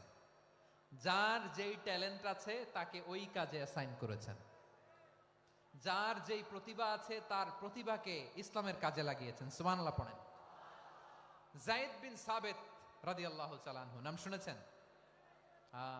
যশোর কথা বেরোয় না। যদি জিগায় সালমান খানের নাম শুনছেন, সবাই হাত তুলবে, জি হুজুর শুনছি, মানে সব দেখা শেষ। সালমান খান, আমির খান, অমুক খান, সব খান মুখস্থ, কিন্তু যায়েদ বিন সাবিতের নাম মুখস্থ নাই মুসলমানদের। যেই সাহাবী মাথার সামনের চুল কাটে নাই, মসজিদুল হারামের মুয়াজ্জিন বানাইছেন বিশ্বনবী, সাহাবীর নাম কি? খায়া ফেলাইছে, স্লোগানের সাথে খায়া ফেলাইছে। আবু মাহজুরা। কি নাম? আবু মাহজুরা আল জুমাহি রাদিয়াল্লাহু তাআলা আনহু। এই নামটা আজকে নিয়ে যাইতে হবে যশোর। আবু মাহজুরা রাদিয়াল্লাহু তাআলা আনহু। দুই নম্বরে বলছিলাম যায়েদ বিন সাবিত রাদিয়াল্লাহু তাআলা আনহু। বিশ্বনবী দেখলেন মদিনার এই আনসারী সাহাবী হাইলি ট্যালেন্টেড, ইন্টেলেকচুয়াল, মেরিটোরিয়াস, জ্ঞানের প্রতি তার আকর্ষণ, মারাত্মক আকর্ষণ। বিশ্বনবী তাকে দায়িত্ব দিলেন, কোরআন যা নাজিল হয় তুমি লিখো, কাতিবুল ওয়াহি বানায় দিলেন। সুবহানাল্লাহ। যায়েদ বিন সাবিতরে আবার আজান শিখান নাই, কারণ তার মধ্যে বিশ্বনবী প্রতিভা দেখেছেন, একাডেমিক প্রতিভা, বিশ্বনবীর একাডেমিক প্রজেক্টগুলো তিনি হ্যান্ডেল করতেন। যায়েদ বিন সাবিত ছিল বিশ্বনবীর ব্যক্তিগত সচিব। কি ছিল? ব্যক্তিগত সচিব, বোঝেন নাই? বিশ্বনবীর ব্যক্তিগত সচিব এবং দোভাষী। ইহুদিরা কিছু লিখে দিলে এটার অর্থ বিশ্বনবীরে বুঝায় দিতেন, আবার ইহুদিদের কাছে কিছু লিখতে হলে তিনি লিখে দিতেন। বিশ্বনবী একদিন বললেন, ইন্নী ওয়াল্লাহি মা আমানু ইয়াহুদা আলা কিতাব। ইহুদিরা যে চিঠি পাঠায় অর্থ তো বুঝি না, আরেক ইহুদি আইনে অর্থ করা লাগে। আবার ইহুদিদের কাছে কিছু লিখে পাঠাইতে চাইলে আমরা তো লিখতে পারি না, ইহুদিরে দিয়ে লেখা লাগে। ওরা যে পয়রা শোনায় লিখে দেয়, আমি ওদের বিশ্বাস করি না। আমার নিজের একজন লোক দরকার। বিশ্বনবী এই যায়েদ বিন সাবিতকে চুজ করলেন ল্যাঙ্গুয়েজের জন্য। উনি বললেন, যায়েদ, তোমার সফট স্কিলকে ডেভেলপ করতে হবে, তুমি হিব্রু ল্যাঙ্গুয়েজ শিখে ফেলো। যায়েদ বিন সাবিত বলল, বিশ্বনবীর মোটিভেশন আর ইন্সপিরেশন পেয়ে আমি 15 দিনে ইহুদিদের এই হিব্রু ল্যাঙ্গুয়েজ শিখে ফেললাম। শুধু শিখে ফেললাম না, হাত্তা হাদিকতু, even I became master in the language. এই ভাষা আমি পারদর্শী হয়ে গেলাম। এরপরে ইহুদিরা চিঠি লিখে পাঠালে আর কোনো ইহুদি ডাকা লাগতো না, আমি নবীর এটার অর্থ শুনে পরে বুঝায় দিতাম। আবার ইহুদিদের কাছে চিঠি লেখা লাগলে আমি যায়েদ বিন সাবিত চিঠি লিখে দিতাম। সুবহানাল্লাহ। দেখেন, এত সাহাবীর মধ্য থেকে বিশ্বনবীর একাডেমিক প্রজেক্ট, ব্যক্তিগত সচিব, দোভাষী হিসেবে তিনি যায়েদ বিন সাবিতের মতো তরুণকে নির্বাচিত করেছেন। কেমন ট্যালেন্ট হান্টার ছিল আমার নবী! সুবহানাল্লাহ পড়বেন না? বিশ্বনবীর ইন্তেকালের পরে সাইয়েদনা আবু বকর রাদিয়াল্লাহু তাআলা আনহু যখন খলিফা হয়ে আসলেন, কোরআনকে সংকলনের দায়িত্ব দেয়া লাগবে, কোন সাহাবীকে দিবেন? সব সাহাবারা মিলে পরামর্শ করলেন। সাইয়েদনা আবু বকর, ওমর সবাই মিলে এই বিশাল কোরআন সংকলনের গুরু দায়িত্ব বিশ্বনবীর ব্যক্তিগত সচিব, বিশ্বনবীর দোভাষী, বিশ্বনবীর সিলেক্ট করাই লোক যায়েদ ইবনে সাবিত রাদিয়াল্লাহু তাআলা আনহুকে দিয়েছে। কোরআনের কপি তো আজকে এখানে রাখে নাই। এই যে আজকের যে কোরআন পড়েন, এটা আগে এরকম ছিল না। কোরআন নাজিল হলে সাহাবারা চামড়ার, ওটের চামড়ায় লিখে ফেলতো, ওটের চ্যাপ্টা হাড্ডির মধ্যে লিখে ফেলতো, গাছের গুড়ির মধ্যে লিখে ফেলতো, বিভিন্ন জনের কাছে ছড়ানো ছিটানো ছিল। আবু বকর রাদিয়াল্লাহু তাআলা আনহু একসাথে করলেন, পরবর্তীতে উসমান রাদিয়াল্লাহু তাআলা আনহু একসাথে করলেন। 114 সূরার এখন এই মুসহাফ, এই কম্পাইলেশন, এই কপি আমরা পেয়েছি, যার হিউজ কন্ট্রিবিউশন ছিল। এই পুরো কোরআন কম্পাইলেশনের প্রজেক্ট ম্যানেজার ছিল যায়েদ বিন সাবিত রাদিয়াল্লাহু তাআলা আনহু।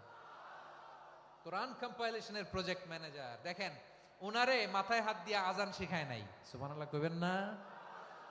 তাহলে প্রথম সাহাবী আবু মাহজুরাকে মুয়াজ্জিন বানাইলেন, যায়েদ বিন সাবিতকে ব্যক্তিগত সচিব আর দোভাষী বানালেন, মুসআব ইবনে উমাইর রাদিয়াল্লাহু তাআলা আনহুকে ইসলামের প্রথম অ্যাম্বাসেডর বানালেন। তাহলে তৃতীয় নাম্বার একজন সাহাবীর নাম বলছি, মুসআব ইবনে উমাইর। মুসআব কি নাম? নামটা কেমন লাগে? এই কয়েকজনের ভাল লাগে, বাকিদের ভাল লাগে না? ভাল লাগে? এই এই আর কয়েকটা মিনিট দেওয়া যাবে না আমাকে আল্লাহর রাস্তে? হ্যাঁ, ঠিক আছে। আমি তোমাদেরকে ভালোবাসা দেখাবো, দোয়া করব, যদি চুপ থাকো, একেবারে চুপ, কষ্ট সহ্য করো, বাকিরে যা সওয়াব পাবে তোমরা ডবল পাবা, যেহেতু কষ্ট বেশি, কিন্তু চুপ। 3 নাম্বার সাহাবীর নাম মুসআব। এই ধাক্কাধাক্কি কেন? ধাক্কাধাক্কি কেন রে ভাই? না না না, এরকম হইলে আসবো না যশোর, আমি আর আসবো না। হয় পিছনে চলে যাও, নাহলে চুপ, ধাক্কাধাক্কি নাই। 3 নাম্বার সাহাবীর নাম মুসআব। কি নাম? He was the first ambassador in Islam. ইসলামের প্রথম ডিপ্লোমাট, প্রথম কূটনৈতিক, ইসলামের প্রথম কূটনৈতিক, ইসলামের প্রথম ডিপ্লোমাট, প্রথম অ্যাম্বাসেডর মুসআব ইবনে উমাইর। মক্কার তরুণ যুবক, উনি পারফিউম লাগাইলে মানুষ দেখলেই বুঝতো এটা মুসআব লাগাইছে। এমন ড্যাশিং ফেসের ছিল, এমন স্মার্ট ড্যাশিং ফেস, এমন পার্সোনালিটির মানুষ ছিল মুসআব রাদিয়াল্লাহু তাআলা আনহু। কারণ যিনি ইসলামের স্পোকম্যান হবেন, মুখপাত্র হবেন, তার স্মার্ট হওয়ার দরকার আছে না নাই? আকাবার প্রথম শপথ যখন হলো, তাদের সাথে বিষ্ণু ইসা ইসলাম মদিনাতে একজন মুখপাত্র পাঠালেন, ডিপ্লোমাটকে পাঠালেন, অ্যাম্বাসেডর অফ ইসলাম, তিনি হচ্ছেন মুসআব ইবনে উমাইর। পড়েন সুবহানাল্লাহ। বিশ্বনবী দেখলেন সে অনেক স্মার্ট, তার ডেডিকেশন আছে, সিনসিয়ারিটি আছে, এবং মদিনায় যে আউস খাজরাজ গোত্রের নেতাদের সাথে ডিল করতে হবে, ইহুদিদের সাথে ডিল করতে হবে, ওখানে একজন পাক্কা জানু খেলোয়াড়ের দরকার আছে না নাই? মুসআব ইবনে উমাইর রাদিয়াল্লাহু তাআলা আনহু, ওনাকে বিষ্ণু ইসা ইসলাম চুজ করলেন। এবং বিষ্ণু ইসা ইসলামের এই চুজিংটা, এই সিলেকশনটা এত সুন্দর ছিল, তিনি মদিনাতে যে বিশ্বনবী আসার আগেই মদিনার জমিনকে তিনি উর্বর করে ফেলছেন। প্রতিটা ঘরে ঘরে কালিমার দাওয়াত তিনি পৌঁছায় দিচ্ছেন। জুমার বিধান নাজিল হয়েছে, কিন্তু মক্কায় পরিবেশ নাই জুমা পালনের। বিষ্ণু ইসা ইসলাম একজনকে দিয়ে খবর পাঠালেন, যাও মদিনায় মুসাবকে যে বলো, মুসাব তো আমার শিক্ষক, আমার স্পোকম্যান, মদিনাতে যেন তারা জুমা কায়েম করে। বিশ্বনবীর আগেই মুসাব মদিনার মুসলিমদেরকে নিয়ে মদিনায় প্রথম জুমা কায়েম করে ফেলছে। কোন সুবহানাল্লাহ। ডিপ্লোম্যাটদের কেমন হইতে হয়, অ্যাম্বাসেডারের কেমন হইতে হয়, মুসআব রাদিয়াল্লাহু তাআলা আনহুর কাছ থেকে শিখে নাও। মুসআব নামটা কেমন লাগে? যশোর যাদের সন্তান হবে, ছেলে সন্তান, আমার রাস্তায় পাইলি সবাই জিজ্ঞেস করে, হুজুর একটা নাম দেন, আমার ছেলে হবে। যশোরবাসীর জন্য আমি একটা নাম দিয়ে দিলাম, নাম রাখতে হবে মুসআব। কি নাম? নামটা যাদের ভাল লাগে, ছেলে সন্তান অনাগত আসবে, মনে চাইলে নাম রেখে দিবেন মুসআব রাদিয়াল্লাহু তাআলা আনহুর নামে মুসআব। তাহলে মুসআব রাদিয়াল্লাহু তাআলা আনহুকে বিশ্বনবী ল্যাঙ্গুয়েজ শিখান নাই, সফট স্কিল শিখান নাই। যায়েদ রাদিয়াল্লাহু তিনি হিব্রু ল্যাঙ্গুয়েজ শিখেছেন, সুরিয়ানি শিখেছেন, কিন্তু মুসআবকে তিনি বানিয়েছেন the spokesman of Islam, the first diplomat, the ambassador of Islam. সুবহানাল্লাহ পড়বেন না? আব্দুল্লাহ ইবনে আব্বাস রাদিয়াল্লাহু তাআলা আনহু বিশ্বনবীর কাজিন, চাচাতো ভাই। আবার মাইমুনা রাদিয়াল্লাহু তাআলা আনহু, মাইমুনা নবীর স্ত্রী, তিনি ছিলেন আব্দুল্লাহর আপন খালা। তো নবীর বউ যদি ওনার খালা হয়, নবী তার কি? বুঝে নাই, নবী তার কি? খালু। তাহলে সম্পর্ক অনেক গভীর, কাজিন আবার খালু। ছোট্ট মানুষ, তাই রাতে মাঝে মাঝে ঘরে থাকতো। বিশ্বনবী দেখলেন আব্দুল্লাহ যেহেতু আমার ঘরে ঢুকতে পারে, আব্দুল্লাহরে এই উম্মতের বড় শিক্ষাবিদ বানাইতে হবে। কথা বোঝে নাই? আব্দুল্লাহকে কি বানাইতে হবে? শিক্ষাবিদ, এডুকেটর অফ দিস উম্মাহ, এই উম্মার শিক্ষাবিদ বানাইতে হবে। তাই আব্দুল্লাহ ইবনে আব্বাসকে বিশ্বনবী হাতে কলমে শিক্ষা দিয়েছেন। আহারে, আর এরপরে যে কি ভাষা আসবে তোমাদের জন্য আমার মুখ থেকে আমি নিজেও জানি না। 1 ঘন্টা যাবত ধাক্কা ধাক্কি মারামারি। তো আসতে বলছে কে তোমাকে? পেছনে চলে যাও, জায়গা না পেলে। পুরো প্রোগ্রামটাই নষ্ট করে দিল।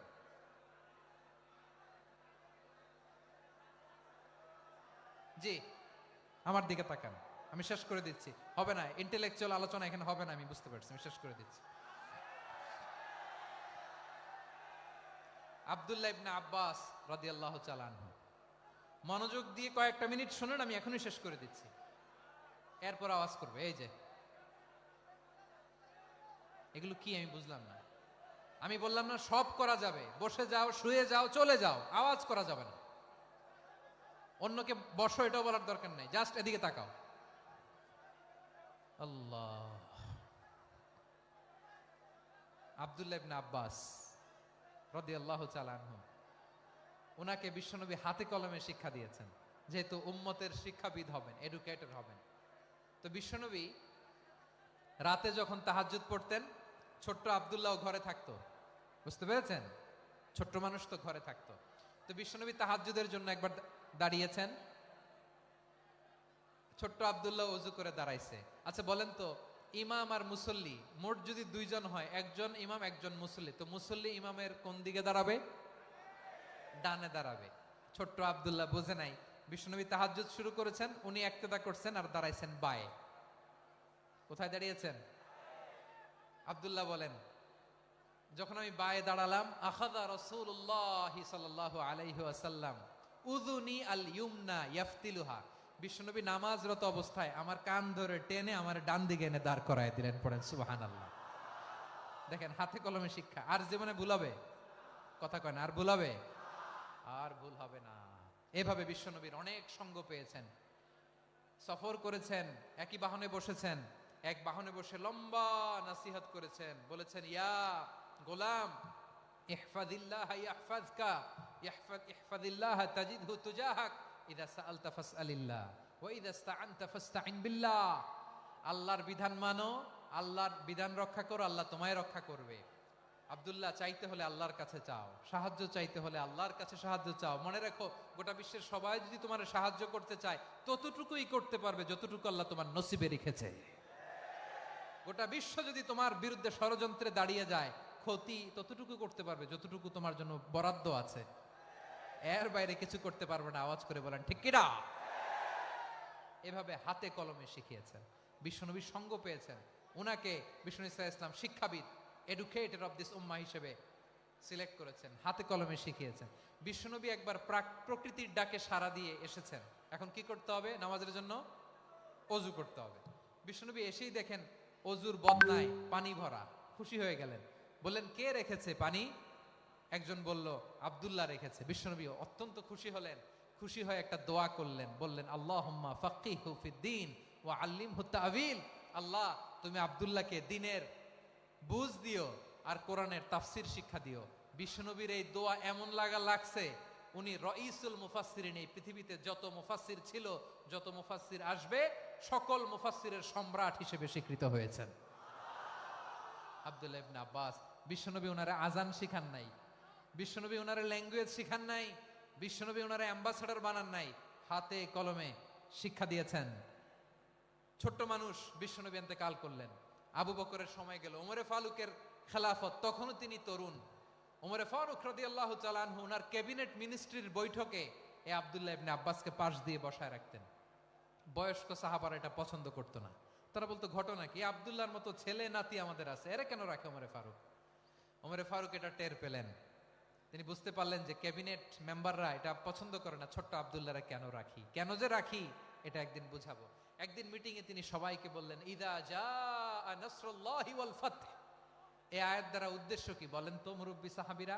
এক সাহাবী বলেন, এই সূরা দ্বারা উদ্দেশ্য, আল্লাহ বলেছেন আমাদেরকে বিভিন্ন ল্যান্ড, বিভিন্ন এলাকা বিজয় করতে হবে। ওমরে ফারুক বললেন, না, হয়নি। আরেকজন বললেন, বিজয় হওয়ার পর আমাদের বেশি বেশি আল্লাহর বরত্বের ঘোষণা দিতে হবে, এটা উদ্দেশ্য। ওমরে ফারুক বললেন, না, হয় নাই। যারা জিজ্ঞেস করেন কেউ পারে না। সব শেষে বিশ্বনবী ছোট্ট আব্দুল্লাহরে বলেন, আব্দুল্লাহ, ইদা জা নাসরুল্লাহি ওয়াল ফাত, এর দ্বারা উদ্দেশ্য কি বলো তো? ছোট্ট আব্দুল্লাহ বলেন, হুয়া আজালু রাসূলিল্লাহ। এই আয়াত দ্বারা বিশ্বনবীর বিদায়কে উদ্দেশ্য নেওয়া হয়েছে। ওমরে ফারুক বললেন, হাযা হুয়া, এটাই তো সঠিক উত্তর, এটাই সঠিক তাফসীর এই আয়াতের। কারণ ইদা জা নাসরুল্লাহি ওয়াল ফাত, যখন আল্লাহর সাহায্য আর বিজয় আসবে, ওয়া রাআইতান নাসা ইয়াদখুলুনা ফি দীনিল্লাহি আফওয়াজা, আপনি দেখবেন দলে দলে, ঢলে ঢলে, বানের পানির মতো মানুষ ইসলামের দিকে ঢুকতেছে। ইসলামের বিজয় হয়েছে। তো ইসলামের বিজয়ের মিশন নিয়ে নবী আসছে। বিজয়ী যখন হয়ে গেছে, এখন তো নবীর বিদায় হবে। জোরে বলেন ঠিক কিনা? কোন সাহাবী এই সূক্ষ্ম কথাটা ধরতে পারে নাই, ওই আব্দুল্লাহ ছাড়া। আব্দুল্লাহ যখন উত্তর দিছে, সব সাহাবীদের টনক নড়েছে।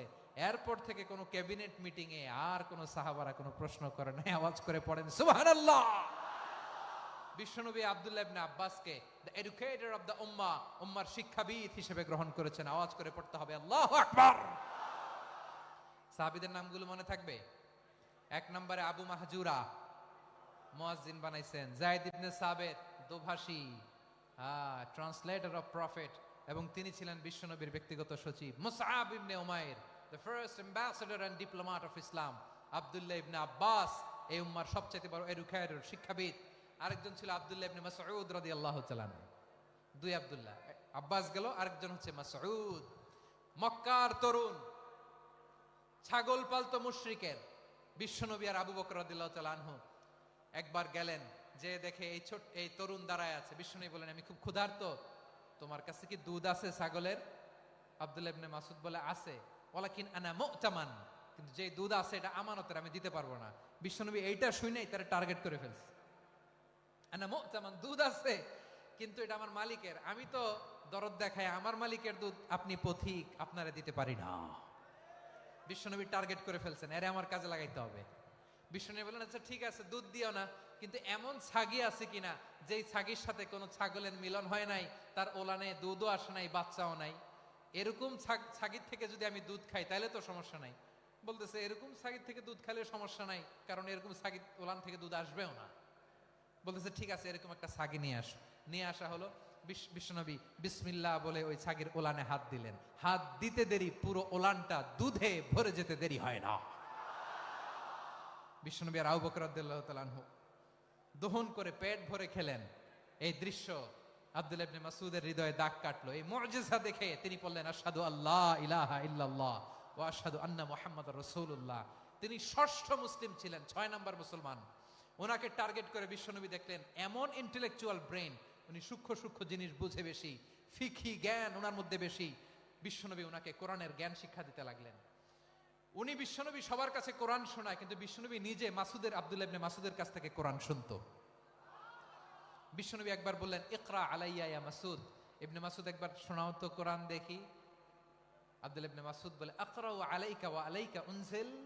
নবী, আপনার উপর কোরআন নাজিল হয় আর আমি আপনার সামনে কোরআন পড়বো? বিশ্বনবী বললেন, ইন্নী উহিব্বু আন আসমাআহু মিন গায়রি। আমি নিজে পড়তে যেমনি ভালোবাসি, অন্যে পড়ুক আমি শুনবো, এটাও আমি ভালোবাসি। সূরা নিসা তিনি তেলাওয়াত করে শুনিয়েছেন। এমন সূক্ষ্ম সূক্ষ্ম বিষয় বিশ্বনবী উনাকে ধরিয়ে দিয়েছেন। উনি হয়ে গিয়েছেন, আব্দুল্লাহ ইবনে আব্বাস হয়েছেন রাইসুল মুফাসসিরিন, উনি হয়ে গিয়েছেন ফাকিহুল উম্মাহ। ওনার চাইতে বড় ফকি এই পৃথিবী আর দেখবে না। চিল্লায় বলেন সুবহানাল্লাহ। উনি বলতেন, ওয়াল্লাহি ওয়াল্লাহি ইল্লাযী লা ইলাহা গায়রু মা উনজিলাত সূরাতুন ইল্লা ওয়া আনা আ'লামু আইনা উনজিলাত ওয়া ফীমা উনজিলাত। বিশ্বনবী এমন ভাবে কোরআনের দার্স আমাকে দিয়েছেন, কোরআনে যত সূরা নাজিল হয়েছে, যেখানে নাজিল হোক না কেন আমি জানি এটা কোথায় নাজিল হয়েছে এবং কোন প্রেক্ষাপটে নাজিল হয়েছে। এমন একটা সূরা নাই যে সূরার কোথায় নাজিল হয়েছে আমি মাসুদের জানা নাই, কোন প্রেক্ষাপটে নাজিল হয়েছে আমার জানা নাই। এরকম ঘটবে না। চিল্লায় বলেন আল্লাহু আকবার। এই আব্দুল্লাহ ইবনে মাসউদ রাদিয়াল্লাহু তাআলা আনহু ওমরে ফারুকের সময় কুফার চিফ জাস্টিস ছিলেন। কুফা নগরীর চিফ জাস্টিস। চিফ জাস্টিস বুঝেন নাই? বিচারপতি। কি ছিলেন? সবাই বলে নাই, কি ছিলেন? বিচারপতি ছিলেন। এবং ওনার যে ফিকহি জ্ঞানের ধারা, এটাই আলকামা, ইব্রাহিম আন-নাখাই, হাম্মাদ ইবনে সুলাইমান হয়ে ইমাম আবু হানিফা পর্যন্ত পৌঁছেছে। এবং ওনার ফিকহি জ্ঞানের ধারাই হানাফি মাযহাবে অ্যাকসেপ্ট হয়েছে। আজও এগুলো হানাফি মাযহাবে চর্চিত হয়। হানাফি মাযহাবের সব ফিক আব্দুল্লাহ ইবনে মাসউদের ফিকহি জ্ঞানের ধারা থেকে নেওয়া হয়েছে। চিল্লায় পড়েন সুবহানাল্লাহ। তাহলে উনাকে বিশ্বনবী বানিয়েছেন জুরিস্ট, আইনবিদ, ফাকিহ। উনারে আজান শিখান নাই। হিউম্যান রিসোর্স ডেভেলপমেন্ট কিভাবে করবেন, মানব সম্পদের উন্নয়ন কিভাবে করতে হয়, কিভাবে যার যেখানে প্রতিভা কাজে লাগাতে হয় উনি দেখিয়েছেন। সুবহানাল্লাহ পড়বেন না? খালিদ বিন ওয়ালিদ নাম শুনছেন? কে কে শোনেন নাই হাত তোলেন। কি ছিলেন? বীর যোদ্ধা ছিলেন খালিদ বিন ওয়ালিদ। কিন্তু তিনি ইসলাম ধর্ম গ্রহণ করেছেন অনেক দেরিতে, 8ম হিজরিতে। তার মানে 8ম হিজরির আগে উনি মুশরিকদের পক্ষে লড়াই করেছেন। ওনার হাতে কত মুসলিম সাহাবী যে নিহত হয়েছে হিসাব নাই। বিশ্বনবী টার্গেট করে রাখছে, তুমি আমাদের মুসলিমদের এত ক্ষতি করলা, তুমি যখন মুসলমান হবা তোমার দিয়ে আমি এমন কাম করামু যে এটা আর কেউ করতে পারবে না। সুবহানাল্লাহ নাই? যশোর ক্লান্ত হয়ে গেছে।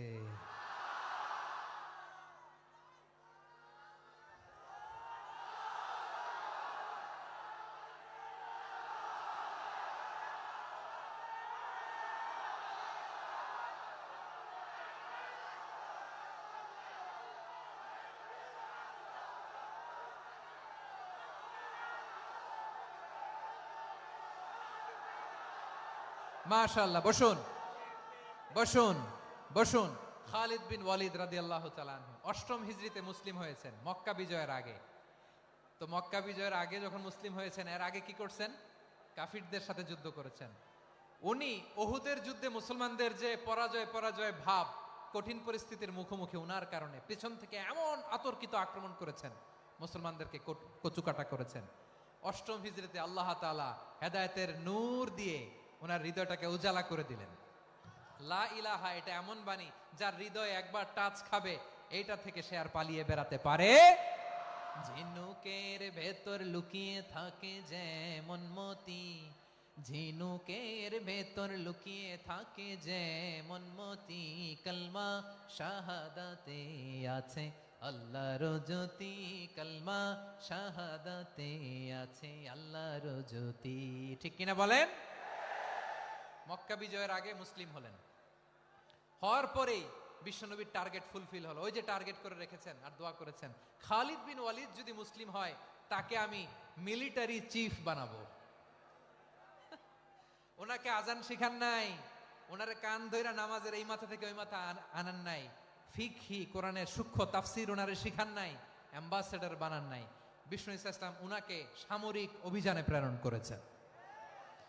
সামরিক অভিযানে তিনি প্রেরণ করেছেন। উনার জীবদ্দশায় উনার নেতৃত্বে যতগুলো যুদ্ধ হয়েছে একটা যুদ্ধেও তিনি পরাজয় বরণ করেন নাই। ওমরে ফারুকের সময়কালে তিনি চিফ অফ মুসলিম মিলিটারি মানে মুসলিম সেনাপতি হয়েছেন। যশোর আওয়াজ করো, ঠিক কিনা বলো? সেনাপতি, মুসলিম সেনাপতি। তাহলে কিভাবে হিউম্যান রিসোর্স ব্যবহার করতে হয় গোটা বিশ্ব আমার নবীর কাছ থেকে শিখে নাও। খালিদ বিন ওয়ালিদ, ওনাকে বিশ্বনবী একটা উপাধি দিয়েছেন। উপাধিটা হচ্ছে সাইফুল্লাহিল মাসলুল, আল্লাহর নাঙ্গা তরবারি, আল্লাহর খোলা তরবারি, দ্য ওপেন সোর্ড অফ আল্লাহ। খালিদ বিন ওয়ালিদ মুসলিম সেনাপতি। হাসান বিন সাবেত নাম শুনছেন? দেখি উনি কি ছিল বলেন। রাসূলের সভা কবি, কালচারাল হিজিমনিকে ডিফিট করার জন্য। উনি ভালো অস্ত্র চালানো জানতেন না, ওই কাজে উনি যেতেন না।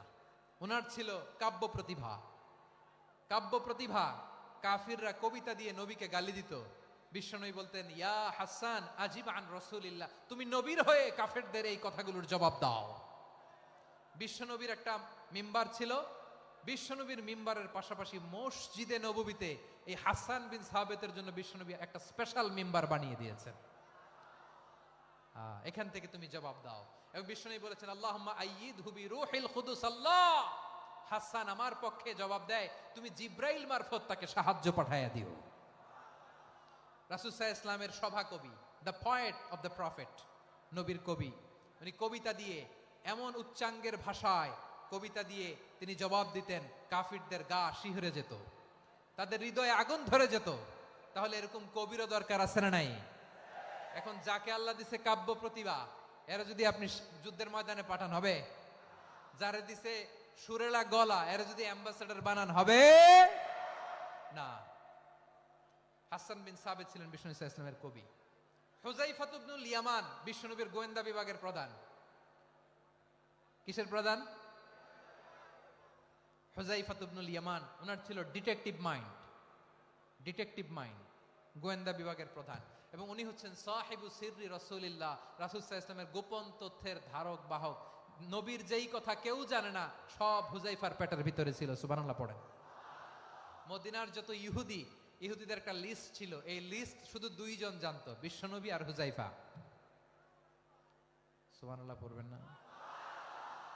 তাহলে উনাকে কোন দায়িত্ব দিছে? কোন বিভাগ? যশোর আওয়াজ করো, কোন বিভাগ? গোয়েন্দা বিভাগের হেড ছিল। খন্দকের যুদ্ধে প্রচন্ড আজকের মতো শৈত্য প্রবাহ, মাটি খনন করতে করতে সাহাবীদের পেটে ক্ষুধা নাই, দাঁড়াইতে পারে না নামাজের জন্য, এত ক্লান্ত, ক্ষুধা ক্লান্ত।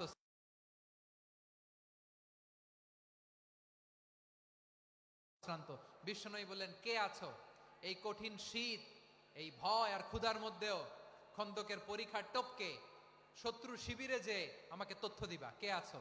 কারো গায়ে শক্তিই নাই যে দাঁড়াবে, কেউ দাঁড়ায় না।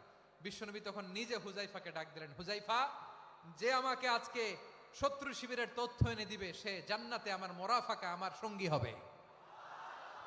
হুযায়ফা রাদিয়াল্লাহু ইবনুল ইয়ামান জীবনের ঝুঁকি নিয়ে এই ক্ষুধা, শৈত্য প্রবাহ, কোল্ড ওয়েভসকে উপেক্ষা করে পরীক্ষা টপকে শত্রু শিবিরে যে সবার কথাগুলো চুপে চুপে শুনে বিশ্বনবীর দরবারে এসে গোয়েন্দাদের মতো তথ্য সরবরাহ করেছে।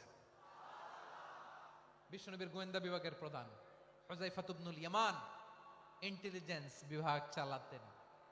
মুনাফিকদের নাম ওনার কাছে ছিল। মুআয ইবনে জাবাল মদিনা রাষ্ট্রের সবচেয়ে সিনিয়র আমলা ছিলেন। আমলাতন্ত্র চিনেন তো? প্রশাসনিক কাজ যারা চালায়, অ্যাডমিনিস্ট্রেশন বুঝেন না? The department of administration. মদিনার রাষ্ট্রের সিনিয়র আমলা মুআয ইবনে জাবাল মুতাখাসসিসুন ফিল হালালি ওয়াল হারাম, হালাল হারামের স্পেশালিস্ট ছিলেন। বিশ্বনবী উনাকে ইয়ামানের গভর্নর করে পাঠাইছেন। বলেছেন ইন্নাকা তা'তি কওমান আহলা কিতাব, এমন গোষ্ঠীর কাছে যাবা যারা ইহুদি নাসারা, আগে শাহাদা পড়লে এরপরে নামাজের দাওয়াত দিও, নামাজ পড়লে যাকাতের দাওয়াত দিও। গভর্নরের অ্যাটিটিউড যেমন থাকে তেমন অ্যাটিটিউড ধরে রেখো। সুবহানাল্লাহ পড়েন। তাহলে মুআজ ইবনে জাবালকে দিয়ে বিশ্বনবী কবিতা লেখায় নাই, চিঠি লেখায় নাই, আজান দেওয়ায় নাই। সুবহানাল্লাহ পড়বেন না? সব শেষ সাহাবী বলি আবু হুরায়রা রাদিয়াল্লাহু তাআলা আনহু, নাম শুনছেন? বিড়ালের বাবা। কি করতেন? খালি হাদিস মুখস্থ করতেন। উনি বলতেন আলজামু রাসূলুল্লাহ আলা মিল ইবাতনি, আমার শুধু পেটের ক্ষুধার বন্দোবস্ত হইলে আমি নবীর সঙ্গ ছাড়তাম না। আমার আনসার সাহাবারা ক্ষেত খামারের কাজ করত, আমার মুহাজির সাহাবারা ব্যবসা করত, আর আমি নবীর সাথে সাথে থাকতাম। শুধু সকাল বিকাল দুই বেলা যদি আমার খাবারের বন্দোবস্ত হয় আমি আর নবীর লক ছাড়ি না। সুবহানাল্লাহ কইবেন না? 5374টা হাদিস তিনি বর্ণনা করেছেন। সবচেয়ে বেশি হাদিস বর্ণনাকারী সাহাবী। হাদিস প্রিজার্ভেশনের কাজে বিশ্বনবী ওনাকে কাজে লাগিয়েছেন। উনি একদিন বলেন ইয়া রাসূলুল্লাহ আসমাউ মিনকা কাসীরান ফালা আহফাজু, নবী অনেক কথা শুনি আমার মনে থাকে না। বিষ্ণু বললেন তাই? উবসুত রিদাক, তোমার চাদরটা বিছাও। আবু হুরায়রা বিছালেন, বিশ্বনবী হাত বুলায় দিলেন, এরপরে অনেক হাদিস বর্ণনা করলেন। আবু হুরায়রা বলে তারপর থেকে বিশ্বনবী যাই বর্ণনা করে আমি শুনি আর একটাও ভুলি না। এখন সুবহানাল্লাহ। বিশ্বনবী ওনাকে হাদিস প্রিজার্ভেশন, নবীর এই যে লক্ষ্য হাদিস প্রিজার্ভেশনের এই দায়িত্ব দিয়েছেন সাইয়েদনা আবু হুরায়রা রাদিয়াল্লাহু তাআলা আনহুকে।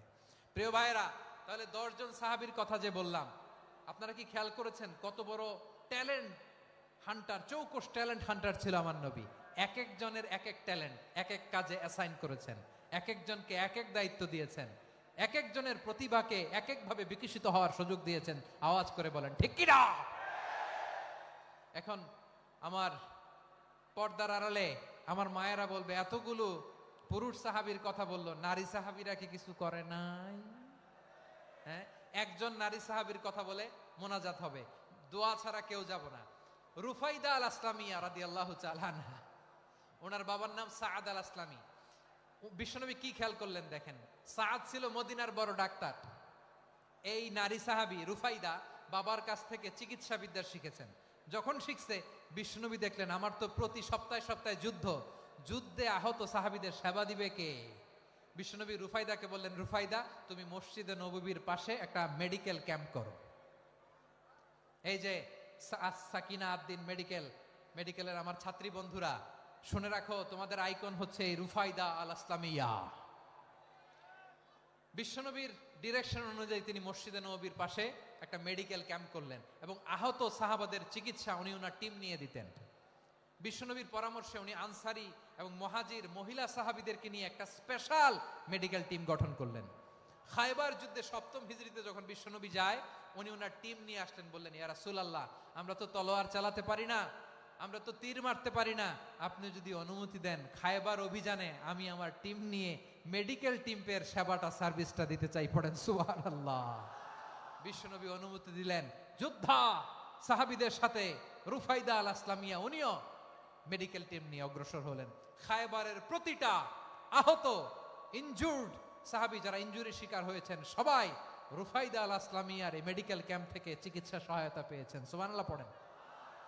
দেখেন কিভাবে বিশ্বনবী ট্যালেন্ট বাছাই করতেন। আপনি অবাক হবেন, বাহরাইনের মেডিকেল ইউনিভার্সিটিতে রুফাইদা আল আসলামিয়া মেডিকেল প্রাইজ অ্যাওয়ার্ড প্রতি বছর দেয়া হয়। যদি 8 দিনের এই মেডিকেল আমার বোনেরা যদি জেনে থাকো জানো, না হলে নতুন করে জানো, সার্চ দিও রুফাইদা আল আসলামিয়া মেডিকেল অ্যাওয়ার্ড বাহরাইনের ইউনিভার্সিটিতে দেয়া হয়। প্রিয় ভাইয়েরা, তাহলে আলোচনার সামারি আমরা করি। বিশ্বনবী যার যেখানে ট্যালেন্ট তাকে ওইখানে কাজে লাগাতেন। আওয়াজ করে বলেন ঠিক কিনা? এবার একটা ইন্টারভিউ হবে, আওয়াজ করে বলেন আবু মাহজুরাকে বিশ্বনবী কি বানাইছেন? হ্যাঁ,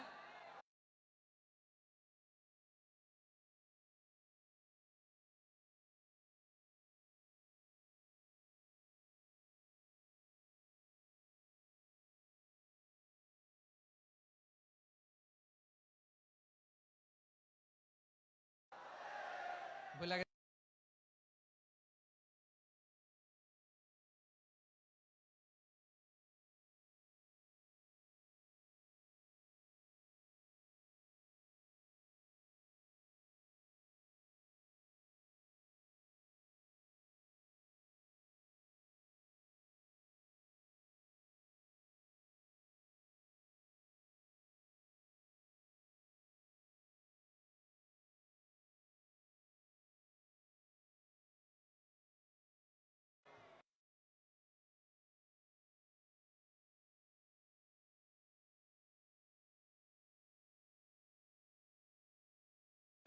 হাসান বিন সাবিত ছিলেন বিশ্বনবীর সভাকবি।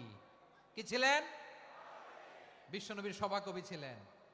এরপরে হুযায়ফা ইবনুল ইয়ামান কি ছিলেন? গোয়েন্দা বিভাগের প্রধান। মুআয ইবনে জাবাল কি ছিলেন? সিনিয়র আমলা, ইয়ামানের গভর্নর। আবু হুরায়রা রাদিয়াল্লাহু তাআলা আনহু হাদিস প্রিজার্ভেশনের কাজ করেছেন। আর আমাদের রুফাইদা আল আসলামিয়া রাদিয়াল্লাহু তাআলা আনহা কি ছিলেন? নার্স ছিলেন। নার্স হয়ে মেডিকেল সেবা দিয়েছেন। প্রিয় ভাইরা, পুরো আলোচনার যদি সামারি করি তাহলে বিশ্বনবী যেভাবে হিউম্যান রিসোর্সকে ম্যানেজ করেছেন, যার যেখানে প্রতিভা কাজে লাগিয়েছেন, আমরাও যদি করি আমাদের বাংলাদেশের চিত্র আমরা পাল্টে দিতে পারবো। আমরা শুরুতে শুনেছি মানুষের আছে অসীম সম্ভাবনা, প্রতিটা মানুষ অনন্য, যত্ন নিলে, যথাযথ পরিচর্যা করলে মানুষ বিশ্ব জয় করতে পারে, ঠিক কিনা? আমাদের হাফেজে কোরআনের সামনে দাঁড়াতে পারে এমন কোন হাফেজে কোরআন আল্লাহর জমিনে জন্ম হয় নাই। গোটা বিশ্ব কাঁপিয়ে তারা সেরা। আমাদের ক্রিকেটাররা সেরা, আমাদের তৈরি পোশাক শিল্প সেরা। এরকম অনেক অনেক সেরা জিনিস আছে, আমরা এগুলোরে নার্চারিং করতে পারি নাই, পরিচর্যা করতে পারি নাই, সঠিক তারবিয়াতের অভাব। তাহলে মানুষের অসীম সম্ভাবনাকে কাজে লাগাতে হবে, ঠিক কিনা বলেন? ইউনূস গভর্নমেন্টকে আমি বলবো, অল্প সময়ের জন্য আপনারা এসেছেন, সংস্কারও করতে হবে, আবার নির্বাচনও করতে হবে। সব সংস্কার হতে করতে পারবেন না, যতটুকু পারবেন এর মধ্যে আমাদের যে হিউজ ম্যান পাওয়ার, আমাদের যে মানব সম্পদ, হিউম্যান রিসোর্স, এটাকে ডেভেলপ করে আপনাদের যেতে হবে। যেটা পারবেন না সেটাকে পরবর্তী নির্বাচিত গভর্নমেন্টের কাছে রেখে যেতে হবে, যে তারা যেন করে, তাদের কাছে আপনারা এটা রেখে যাবেন। তাহলে মানুষ চাইলে বিশ্ব জয় করতে পারে। আর মানুষকে হারাতে পারে কেউ? জোরে বলো যশোর, মানুষকে হারাতে পারে কেউ? আল্লাহ আমাদেরকে জনসংখ্যা দিয়েছেন প্রিয় ভাইয়েরা। এই জনসংখ্যা অনেক বড় সম্পদ, এটা আমাদের জন্য অভিশাপ নয়, আশীর্বাদ। আমাদের জনসংখ্যাকে যদি আমরা জনশক্তিতে রূপান্তর করতে পারি, আজকে বাংলাদেশ যে অবস্থানে দাঁড়িয়ে আছে, বাংলাদেশ তার 20 গুণ উন্নতির শিখরে চলে যাবে। চিল্লায় বলো ঠিক কিনা? আমাদের শ্রমিক ভাইয়েরা বাইরে কাজ করে, আমাদের শ্রমজীবী ভাইয়েরা, প্রবাসীরা, তাদের ব্যাপারে গুরুত্ব দিতে হবে। আমাদের শ্রমের দাম সবচেয়ে কম, সবচেয়ে কম। তারা এম্বাসিতে গুরুত্ব পায় না, এয়ারপোর্টে গুরুত্ব পায় না। এই সরকার অবশ্য তাদেরকে অনেক গুরুত্ব দিচ্ছে। আমাদের অদক্ষ শ্রমিককে যখন আমরা দুবাই পাঠাই, অল্প বেতন পায়, কিন্তু ইন্ডিয়ানরা দক্ষ শ্রমিক পাঠাইলে তার 3 গুণ বেতন পায়। আমরা আমাদের শ্রমিকদেরকে অদক্ষ ভাবে আর পাঠাতে চাই না, দক্ষ শ্রমিক পাঠিয়ে আমরা রেমিটেন্সের বন্যা বইয়ে দেব। আমাদের শ্রমিকদের পাঠানো রেমিটেন্সের টাকায় সচল থাকে আমার দেশের অর্থনীতির চাকা। তাদেরকে সবচেয়ে গুরুত্ব দিতে হবে। আমরা পেয়েছি ফ্রিডম ফাইটার, মুক্তিযোদ্ধা, আর আমার প্রবাসী ভাইরা হচ্ছে রেমিটেন্স ফাইটার। জোরে বলো ঠিক কিনা? তাহলে আমাদের এই জনশক্তিকে জনসম্পদে ট্রান্সফর্ম করতে হবে, ঠিক কিনা বলেন? সরকার জনগণকে এভাবে পলিশ করতে হবে। মা বাবারা ছেলে মেয়েদের মধ্যে কার কোন যোগ্যতা, তাকে ওইভাবে কাজে লাগাতে হবে। সবার এ প্লাস পাওয়ার কোনো দরকার নাই। আমাদের দেশে একটা টেন্ডেন্সি আছে, পরীক্ষায় এ প্লাস না পাইলে কই তুই কি করলি, পাশের বাড়ির ছেলে এ প্লাস পাইছে, যা ওর পা ধোয়া পানি খা। কি খা? তা আমি ভাবছি যে পা ধোয়া, এ প্লাস পাওয়া ছেলেদের পা ধোয়া পানির একটা পানির ব্র্যান্ড বানাইতে হবে, এরকম লেখা থাকবে, এ প্লাস পাওয়া ছেলেদের পা ধোয়া পানি। খাওয়া নাই, এগুলার খাওয়া নাই। ওরে আল্লাহ এ প্লাস পাওয়ার জন্য বানাইছে, আর আপনার ছেলেকে এই এ প্লাস গুলারে নিয়ন্ত্রণ করার জন্য আল্লাহ বানাইছে। ওকে দিয়ে আল্লাহ কি করবে আপনি জানেনই না। একটা এ প্লাস, একটা এ গ্রেড একটা মানুষের জীবনকে ঠিক করে দিতে পারে না। আপনার ছেলেকে আল্লাহ অন্যদিকে যোগ্যতা দিয়েছে, ওদের মনোবল ভাঙবেন না, খবরদার, খবরদার। ছেলে মেয়েদের মনোবল ভাঙবেন না। যাকে দিয়ে যেটা হবে তাকে দিয়ে সেটা করতে হবে, তার প্রতিভাকে সেভাবে কাজে লাগাতে হবে। তাহলে বাংলাদেশ, আমাদের এই জনসংখ্যা জনসম্পদে রূপান্তরিত হবে। আমাদের সরকারের তত্ত্বাবধানে আমাদের 18 কোটি জনগণ দক্ষ জনশক্তিতে রূপান্তরিত হোক, আমরা চাই কি চাই না? আমরা ভালো মানুষ, শ্রেষ্ঠ মানুষ হতে চাই কি চাই না? ওই জাপানিজদের মতো সৎ, ওই ইউরোপিয়ানদের মতো কালচার্ড। আমাদেরকে আল্লাহ তাআলা কোরআন সুন্নাহ অনেক কিছু দিয়েছেন, যেহেতু বর্তমানে আমরা দেখছি তারা সৎ, তাদের মধ্যে ভ্যালিউ আছে, সেগুলো আমাদের মধ্যে আনার দরকার আছে না নাই? আর ইসলাম দিয়ে আমাদের জীবনকে সাজাতে হবে, ইসলাম দিয়ে আমার পরিবারকে সাজাতে হবে। ইসলাম থেকে, কোরআন থেকে প্রেসক্রিপশন না নিলে জীবন সুন্দর হবে না। কোরআন থেকে প্রেসক্রিপশন না নিলে সমাজ সুন্দর হবে না। কোরআনের প্রেসক্রিপশন না মানলে রাষ্ট্র সুন্দর হবে না। কোরআনের প্রেসক্রিপশন অ্যাপ্লাই না করলে শুধু দুর্নীতি দমন কমিশন দিয়ে দুর্নীতি বন্ধ করা যাবে না। এজন্য কোরআনের আইন আমরা চাই কি চাই না? প্রিয় ভাইয়েরা, হিউম্যান রিসোর্স ডেভেলপমেন্ট, মানব সম্পদের উন্নয়ন, আমাদের সরকার যেন এদিকে নজর দেয়। আমরা যেন এই ব্যাপারে যত্নবান হয়ে উঠি। যাকে আল্লাহ যে যোগ্যতা দিয়েছে, এই যোগ্যতা দিয়ে আমরা যেন ইসলামের জন্য, দেশের জন্য কাজ করি। আমরা যেন আমাদের স্কিল ডেভেলপ করি, আমাদের পটেনশিয়ালকে ডেভেলপ করি। মোরালিটি, ভ্যালিউজ নিয়ে শায়েখ আহমদুল্লাহ আলোচনা করেছেন, এগুলো দিয়ে যেন আমরা আমাদেরকে সাজাই। আল্লাহ তাআলা আমাদের দেশকে তুমি নিরাপদ করো, আমরা পড়ি আমিন। আল্লাহ আমার 18 কোটি জনগণকে তুমি জনশক্তিতে রূপান্তরিত করো, আমিন। আল্লাহ আমরা হাতে হাত রেখে, কাঁধে কাঁধ মিলিয়ে, ভাইয়ে ভাইয়ে যেন এই দেশকে গড়তে পারি, আল্লাহ তুমি তৌফিক দান করো, আমরা পড়ি আমিন। আমার প্রিয় মহিউদ্দিন ভাই বলেছেন, হুজুর এমন একটা ঘোষণাপত্র দিয়ে যাবেন আজকের এই ঐতিহাসিক যশোরের প্রোগ্রামে, যেটা গোটা বাংলাদেশে মানুষ এটার উপর আমল করে। আমি যে কথাটা বলেছি এটাই, আসুন আমরা আমাদের জনসংখ্যাকে জনসম্পদে ট্রান্সফর্ম করি। আমাদের জনসংখ্যাকে আমরা যেন জনশক্তিতে রূপান্তরিত করি। জনসংখ্যাকে ট্রান্সফর্ম করে জনশক্তি দিয়ে আমরা যেন আগামীর বাংলাদেশ, স্বাধীন বাংলাদেশ 2.0 কে গড়ে তুলি। আল্লাহ তাআলা আমাদের সবাইকে কথাগুলো বোঝার, আমল করার তৌফিক দান করুন। এই জেনজি, ক্ষমা করে দিও আমাকে, অনেক ধমক দিছি, বকা দিছি। আল্লাহ তোমাদেরকে করুক, কবুল করুক, যশোরবাসীকে কবুল করুক, আদ দিনকে কবুল করুক, এই মেডিকেল কলেজকে কবুল করুক, ইসলামের জন্য বাদ ভাঙা এই জোয়ার এবং উচ্ছ্বাসকে আল্লাহ তাআলা কবুল করুক। হাদা মা ইনদি ওয়াল ইলমু ইনদাল্লাহ আলাইহি তাওয়াক্কালতু ওয়া ইলাইহি উনীব। সুবহানাকাল্লাহুম্মা ওয়া বিহামদিকা আশহাদু আল্লা ইলাহা ইল্লা আনতা আস্তাগফিরুকা ওয়া আতুবু ইলাইক। আল্লাহুম্মা আমিন। রব্বানা ظلمنا أنفسنا وإن لم تغفر لنا وترحمنا لنكونن من الخاسرين. ربنا آتنا في الدنيا حسنة وفي الآخرة حسنة وقنا عذاب النار. ও বিশাল আকাশের মালিক, বিশাল জমিনের মালিক, তোমার আকাশ বাতাসের তুলনায় আমাদের হাত দুইটা বড় ছোট্ট রে আল্লাহ। ছোট দুটি হাত পেতে বুক ভরা আশা নিয়ে তোমার শাহী দরবারে চেয়ে রইলাম। আমাদের জিন্দেগির গুনাহ খাতা তুমি মাফ করে দাও। আমাদের আব্বা আম্মা, দাদা দাদি, আত্মীয় স্বজন সবার গুনাহ খাতা তুমি মাফ করে দাও।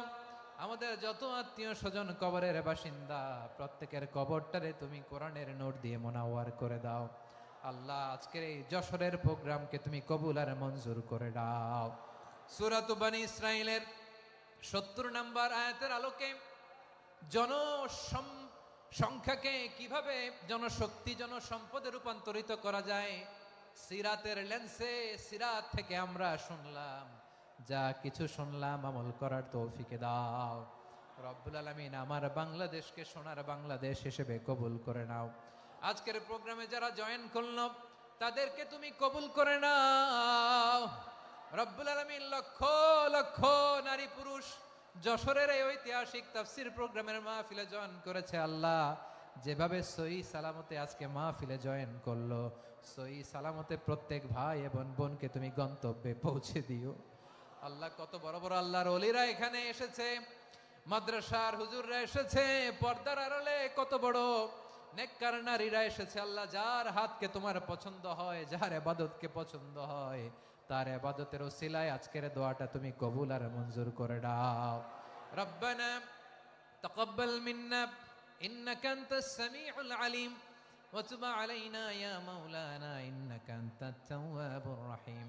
সুবহানাকা রাব্বিকা রাব্বিল ইজ্জাতি আম্মা ইয়াসিফুন ওয়া সালামুন আলাল মুরসালিন والحمد لله رب العالمين. واجعل آخر كلامنا عند الموت لا إله إلا الله محمد رسول الله.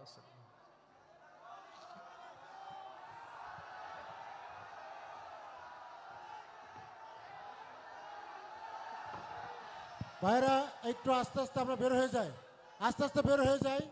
আপনাদের বিনয়ের সঙ্গে বলছি আপনারা আস্তে আস্তে বের হয়ে যান। সবাইকে অনুরোধ করছি বের হয়ে যান। আর যাদের বাচ্চারা খুঁজে পাচ্ছেন না, বাচ্চাগুলো আমাদের কাছে আছে, আমরা খুঁজছি, আপনারা পরে যাবেন।